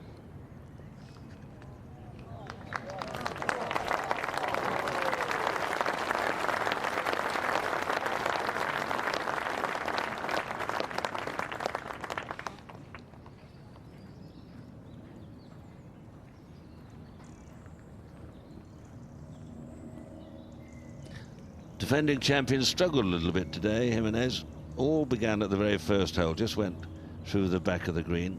Good looking second shot, took 3 to get down. He did the similar sort of thing at the 8th. So he dropped 2 shots going out. And he's dropped another shot at the 15th coming home with nothing really happening for him. So looks as if he's heading for a 73, 74. Whereas Casey, out in 32, had 2 more birdies coming home. He's 5 under par. So 2 4s. Well, this is for a 3. This is for an eagle 3. A good finish for Casey. He could take the championship by the scruff of the neck.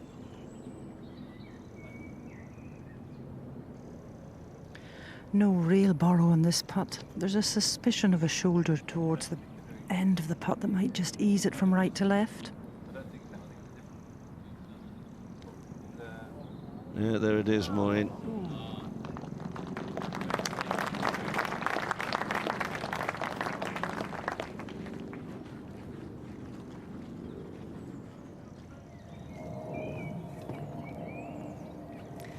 Yeah, this lie of Anthony Walls on 18 isn't great, but he's a strong guy. He's probably going to try and force something out and chase it up onto the green. It should land quite a long way short and just try and get it to release. 274 yards remaining. I think it's not bad, but I just can't guarantee the straight. Torn between the wood and the iron at the moment. Yeah, he's deciding that he can't play that shot, but was thinking about it.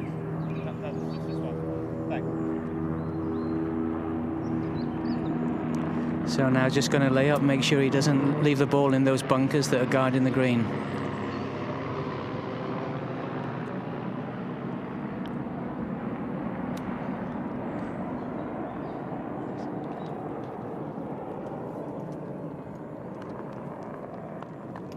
There you go, in the 80 yard or so range. Back to the 17th. Our defending champion for a birdie, Jimenez. Oh, they've skimmed the edge of the hole all day.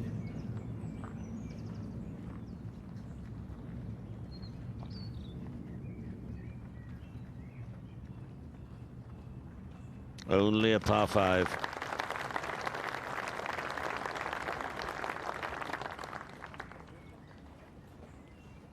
Four under for the championship, 2 over for today.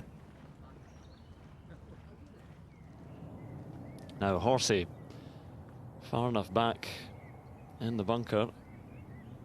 Is he lying well enough to give it a clatter up to the green?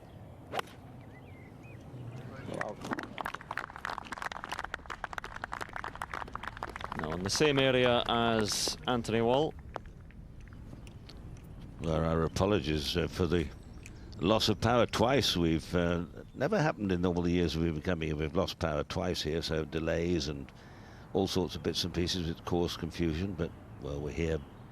We'll see the end of play for today. We'll be back tomorrow here on BBC. And Casey first with this putt to go to 14 under.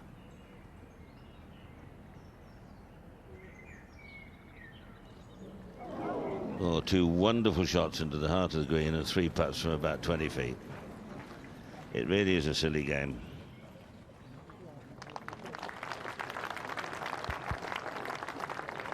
Oh,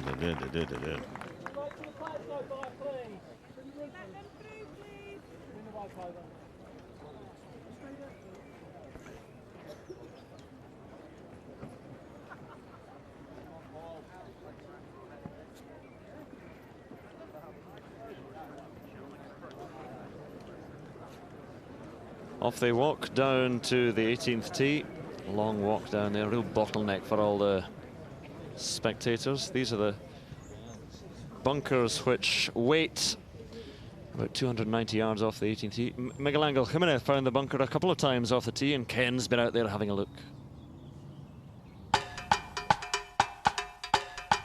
The 18th, the par 5, is reachable in 2, but down the left side there are 3 bunkers, and they've been extremely popular this week.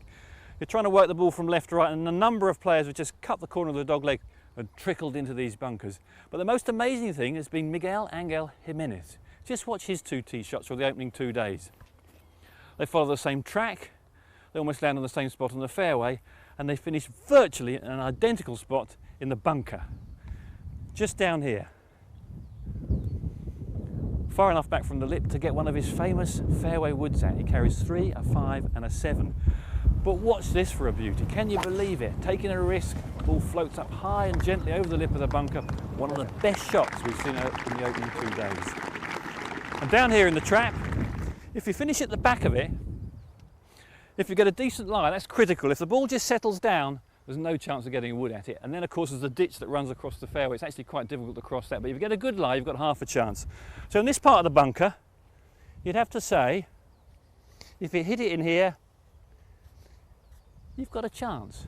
But as you creep further up, and you might not get a flat lie here, that's the other thing, you might finish on the bank or in a little rake line, but as you get nearer the lip, it sits up there and looks at you, and you think, can I get it over? Maybe I can, but if you don't strike it just right, as you get nearer to this lip, this is a sad old place. But ideally, if you can, miss the traps. But they've been very popular this week. Golf's answer to Rolf Harris. Oh, now here's a little wee woody he's taking off this tee. He's going, I suspect, towards the bunkers on the left, not really thinking of trying to cut it. Maybe he is. And really, having dropped a shot at the last hole, he's sure he mustn't drive in those bunkers. Can't see it. I think he's all right.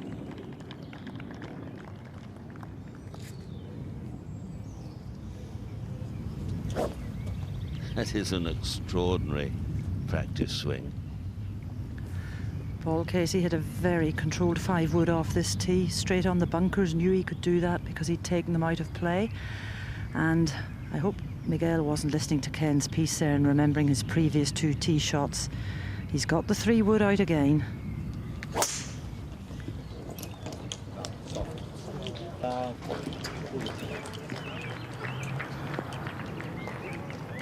Going in that direction. He's done it. No, would you believe it? He's done it again. Yeah. Incidentally, for those of you down in the West Country, near Swindon, the Broome Manor Golf Club, there's the National Disabled Golf Championship today and tomorrow, and any of the public are welcome. It's the home course of David Howell used to play there, just outside Swindon, and go along. You see some great stuff.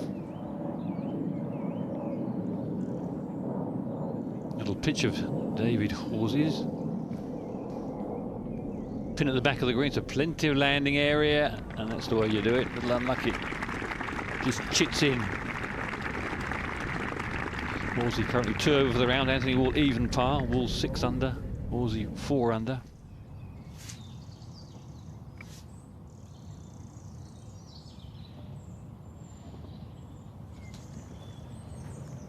Our leader striding out. Up ahead at the green, Anthony Wall. This to finish with a birdie.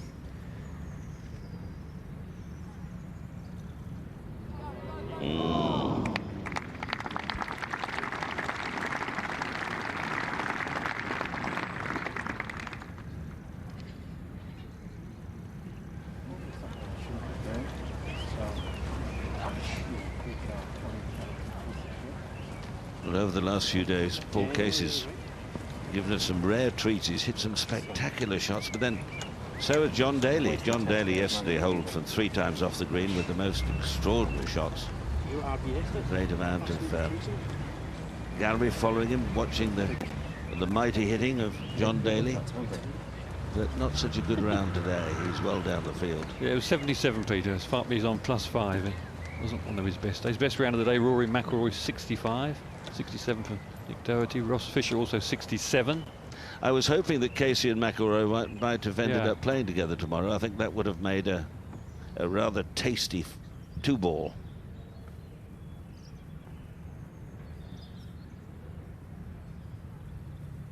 Up the green at the 18th. Should have moved a bit from right to left.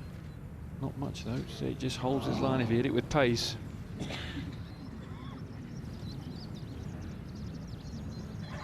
I suppose the wheel slightly came off of Davey Halsey on the par 3 5th, Peter, when he had a couple of sort of skinny bunker shots. Yeah, he did. Dropped 2 strokes there.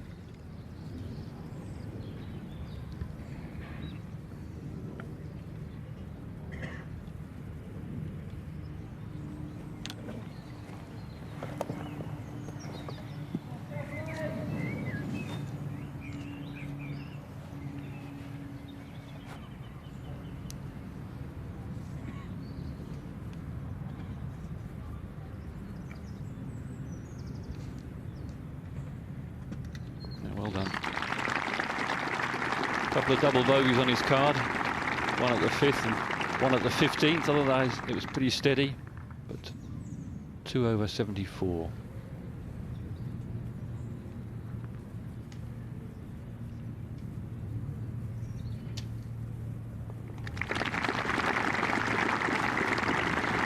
Three rounds, 6 under par for Anthony Wall, currently just in the top 10.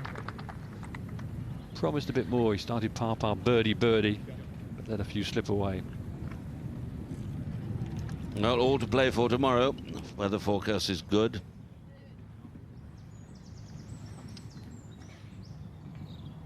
And that's how they stand. Casey coming up the last. He could increase that lead. Should have done on the last, but he three-putted from not very far away. With his tee shot in good position, he'll reach the green with an iron. So a 4 or even a 3 as well within his capabilities. And you can see if you go down to Mark Warren at 6 shots behind, maybe 7 in a minute, it's asking a lot, but you know, much can happen here.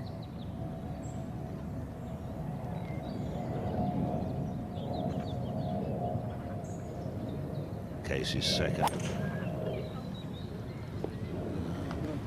Well, missed the bunker. Yes, it did. Tiptoed by. Well, he's in the 3-putt area again, Ken. Yeah, amazingly, despite his 13 under par total, he's had 3 3-putts this week. One at the last. That pin on today, 30 centre, so he's probably on about 6 yards. 70 feet or so. Well, Paul Casey got married in December to his long-term girlfriend Jocelyn, and since then he's had a golden run of play. Yeah, and hasn't lost any length. Tremendous hitting at the 17th.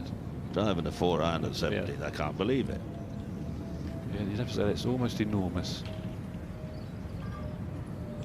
Big hitters these days. And the crowds, I'm sure we'll have another record crowd. There was 20,000 people here yesterday. It looks like that'll be matched today. Yeah, it's lovely to see them coming out and enjoying the sun. So many youngsters coming. Absolute treat in these rather dismal times.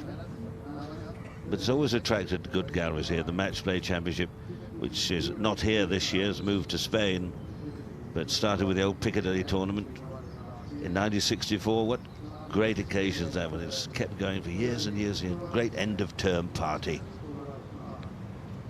And you mentioning the Match Play, Ryder Cup tickets are now available for 2010 down at the Wales Celtic Manor. And also, of course, coming up in July, the Open Championship is being played at Turnberry this year on the west coast, just near Ayr, south of Ayr. Beautiful course.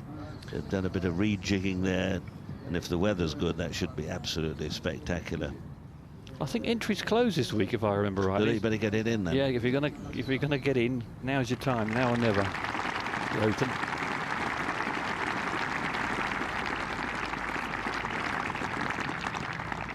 Yeah, the R&A have been very innovative in their ideas of attracting those old and young to come to the championship. This final green is ringed by 6 bunkers, and 3 of them are right up at the back edge, and that's where today's flag position is. Just over 102 yards left for Miguel. He's worked hard today for his one lone birdie. One more chance to get a red number on the card.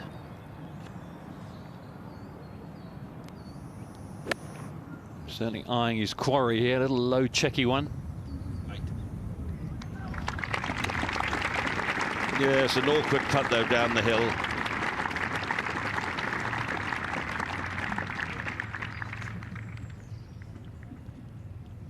Martin Gray's caddying for him, caddied for Seve for a few years. I had an email earlier, Ken. I don't know whether you were with us, somebody asking about Seve. Have you heard news? The last I heard, he was making a good recovery. He'd been seen out and about. He'd been to a football match, etc. Have you heard any latest news?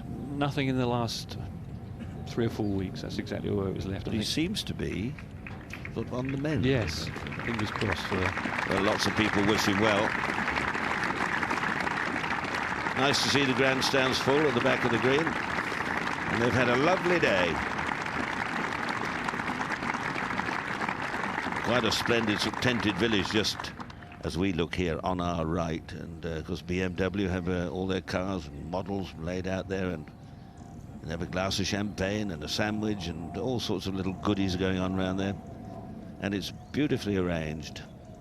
Hospitality, that's the big double-decker hospitality pavilion, where a few tall tales are told. And I believe strong drink has been known to be taken there. I was standing down the fairway. That's about 10 yards, 12 yards left of the pin. That's so easy. I mean, and you're going at it with a 3-wood. Well, we had a few yesterday clatter off the roof and ended up one in the bunker at the back, Cabrera.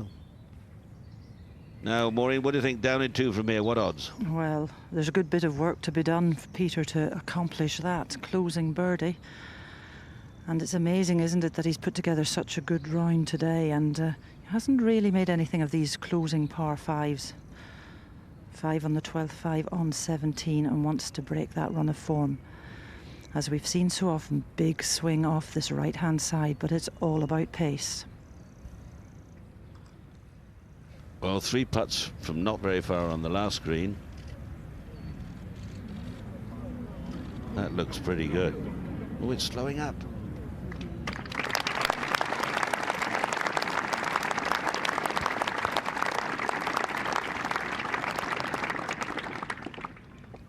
Well, he will be rather cross if that, or this putt is not holed. It'll still be a very good round.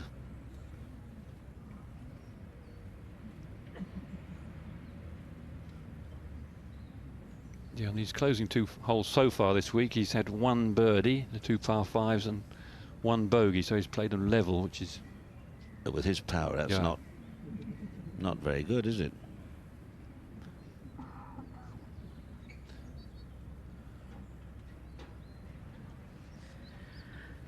Not exactly Jimenez's finest hour today, and I think Peter was spot on when he just said that the tone was set from taking 3 at the back of the first.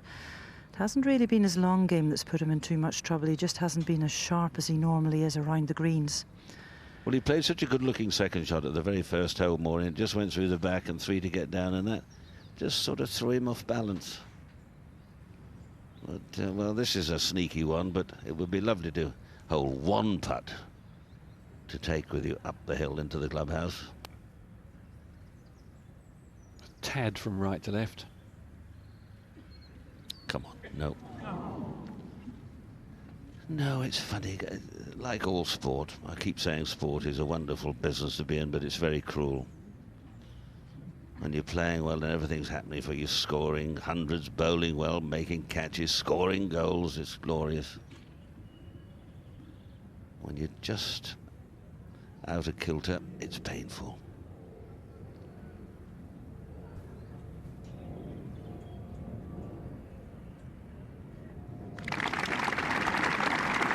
Finished 5-5.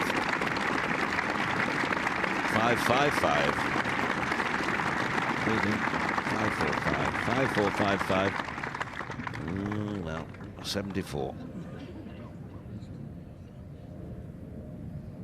A struggle.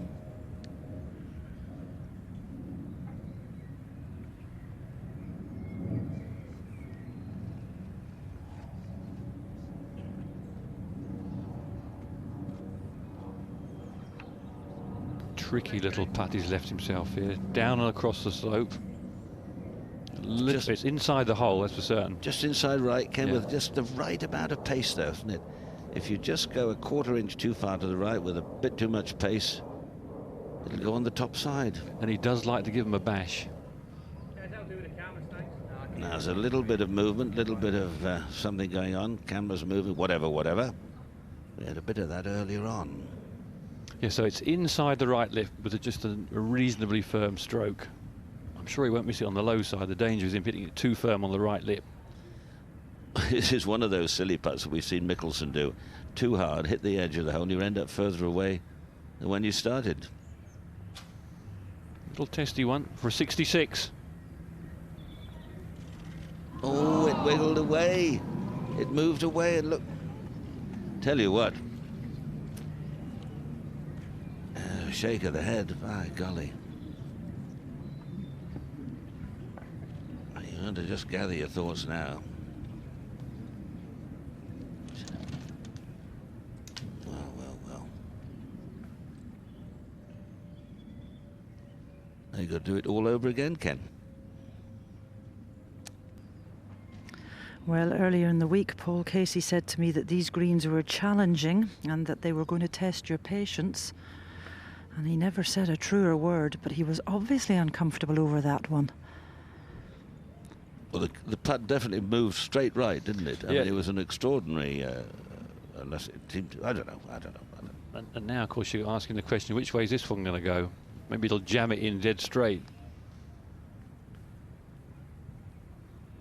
Should move a little to the right. He's lined up for a dead straight one. You can see the logo. Well, it disappeared, but there's a 5-5 finish. 2-3 putts to finish. Still around a 6-7 for Casey. And he leads by 3. But, it'd be a little bit lacking of conversation, I think. I'd be disappointed because he's hit the ball beautifully. 17th and 18th, he hit 2 magical shots into the middle of the 17th. Ran it by to here, about 4 feet. And went left and hardly touched the hole. And a puzzled look. Now this one, watch this putt go. Watch it go. Look at it. Went away there. And so 2-3 putts, round of 67. He leads the championship. All to play tomorrow. Oh, right, okay.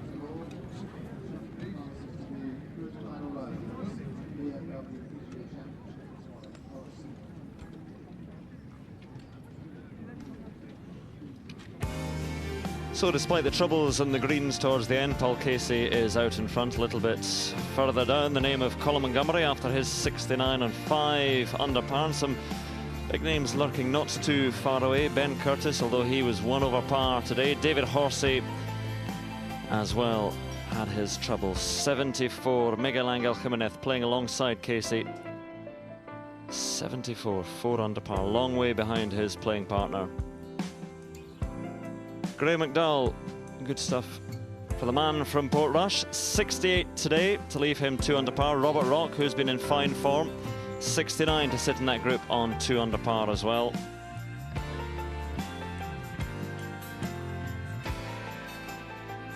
A little bit further down, Welshman Jamie Donaldson also slipping backwards today. Ernie Els and Thomas Bjorn, big names, not exactly where they would want to be, both with 2 under par 70s today, and that group tied for 41st. And Luke Donald as well, despite his 1 under 71, only getting him back to 1 over par.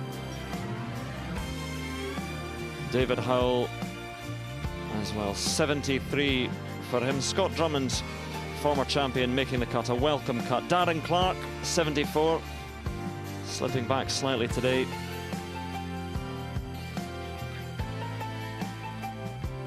And further down, the name of John Daly, who wore some particularly bright trousers today. 77 though, and leaves him 5 over par. So Casey by 3 from the man he will be playing with tomorrow, Denmark's Søren Kjeldsen.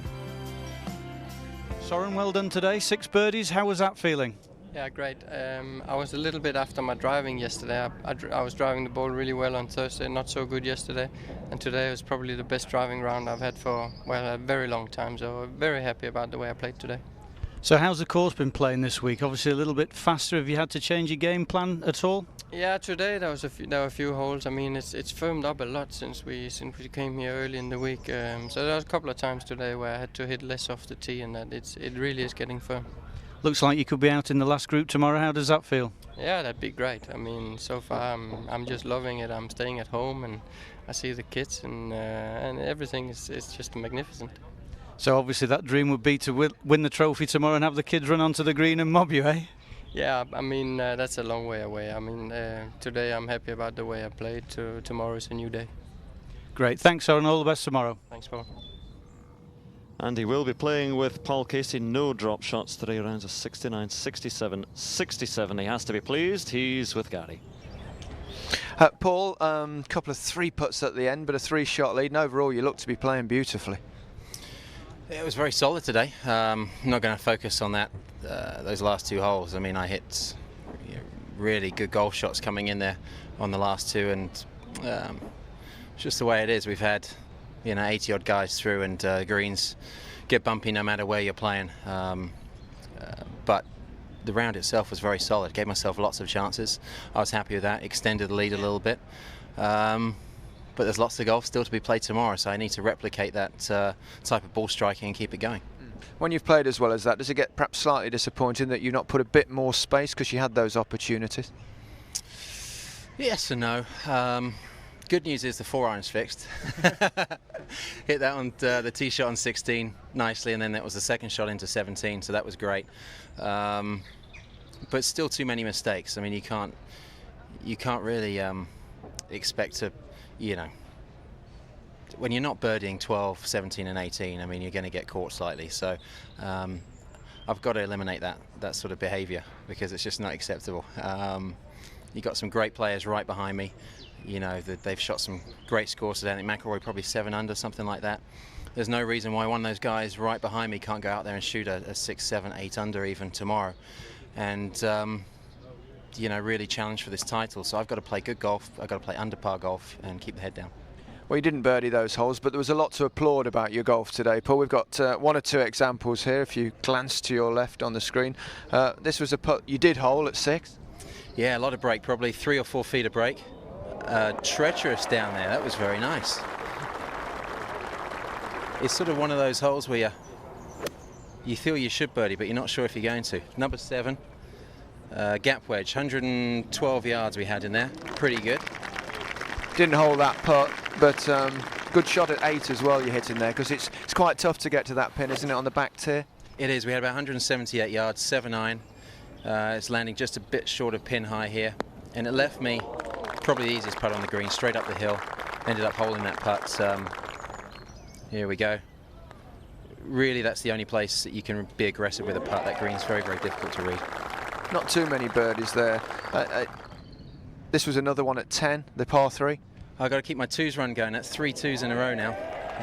It wasn't a great tee shot, but got lucky with the putt and recovered nicely. You've liked this hole this week. A 2 there yesterday, and again a long putt today. Oh, there you go. That was speedy. It was the same club in hand. It wasn't a great shot in there, but the putt certainly once from off the green.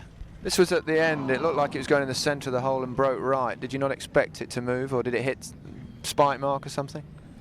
I didn't expect it to move. I mean, actually glad I've seen that now, because that was right in the middle off the blade, and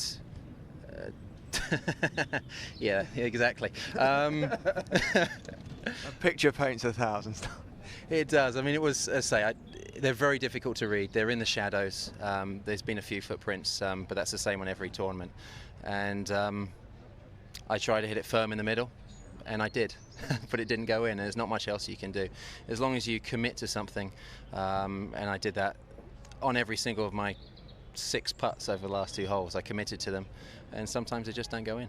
Paul, you've had a terrific year, and a win here would take you to 3rd in the world rankings, which would be quite something. Going into tomorrow, just more of the same, is it? More of the same, and we've got great players, as I said, just behind me. I'm not worrying about anything else except my own golf ball, and trying to keep my head down and play good golf. But 3rd in the world would be great. The world ranking list to me is the one thing I've been focusing on this year. Trying to accumulate as many points as possible, and we've got huge points here this week. 64 to the winner, which is big numbers, and it's nice that the hard work I've been putting in with Peter Costas in the States, and everybody helps me over there. It's paying off, which is great. Yeah. Well, good luck to you tomorrow, Paul. One more good round, and you should secure it. Cheers. Thank you very much.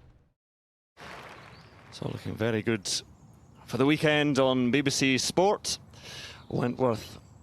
We're closing our coverage here. The sunshine, the wind is limp, and Casey is heading for victory tomorrow. Leading by 3 from Søren Kjeldsen, who will play with tomorrow. Rory McIlroy, though, 9 under par in hot pursuit, and the local lad Ross Fisher on 8 under par. So Casey and McIlroy, David Beckham and Andy Murray, and now Ken Brown and Gary Lineker. Well, Ken Brown, it's all set up for what should be, you know, pretty tense, tight last round as you'd expect from a championship like this. No doubt about it. We had a perfect day for golf today, hardly a breath of wind about. Course has been firm and running, and we've seen some good scores, but it's a very easy course to make a slight error and suddenly you've got a double bogey. But super day for Paul Casey. A little disappointed he'll be, obviously, with 3 putting the last couple of greens, but other than that, it was a really marvellous round of golf. He's finding the centre of the club face time and time again. I suppose in some ways, though, certainly for the crowds watching and people back at home, it should make it perhaps a bit more interesting, the fact that he's not 5-6 shots clear. No doubt about it. I mean, he'd be really disappointed. Obviously, if he'd finished 4-4, he's got a nice lead going into the final day, so he's given everyone a chance. But I think if he continues to play as well as he has done, it'd be tough to beat. But such an interesting golf course this, with the par fives. A lot of things can happen. He's had 3 eagles this week. Things can change very, very quickly. But he looks to be the man in form. He's won twice this year, once in Europe, once in America, and he's full of confidence. Perhaps to pick one from the pack, Rory McIlroy, terrific round today. He's such a talent, isn't he? He's the most talented young player I've seen from our part of the world since Andy Lyle. He's a glorious striker. He makes it look so easy, and he doesn't. You get the feeling it's just a natural talent he's got. Tremendous round of 65, best round of the week this week. He looks to be in full control, and he's won in Europe. He won in Dubai earlier in the year, so he'll be confident. This is a big tournament to win. Now the first prize, £650,000. It's our best other than the Open Championship, so he'll be under a bit of pressure. It will need really someone to come out quick and get a good start to put Casey under pressure. Well, the opening 4 holes have always been very important. The first and the third are 2 very tough par 4s. The second is the shortest hole, and then you've got the par 5 at the fourth. So if you can get off to a 1 under par start, there's a lot to play for. All to play for. We can see that Casey's got a 3-shot lead. It's all to play for. Join us on BBC 2 at 2:30.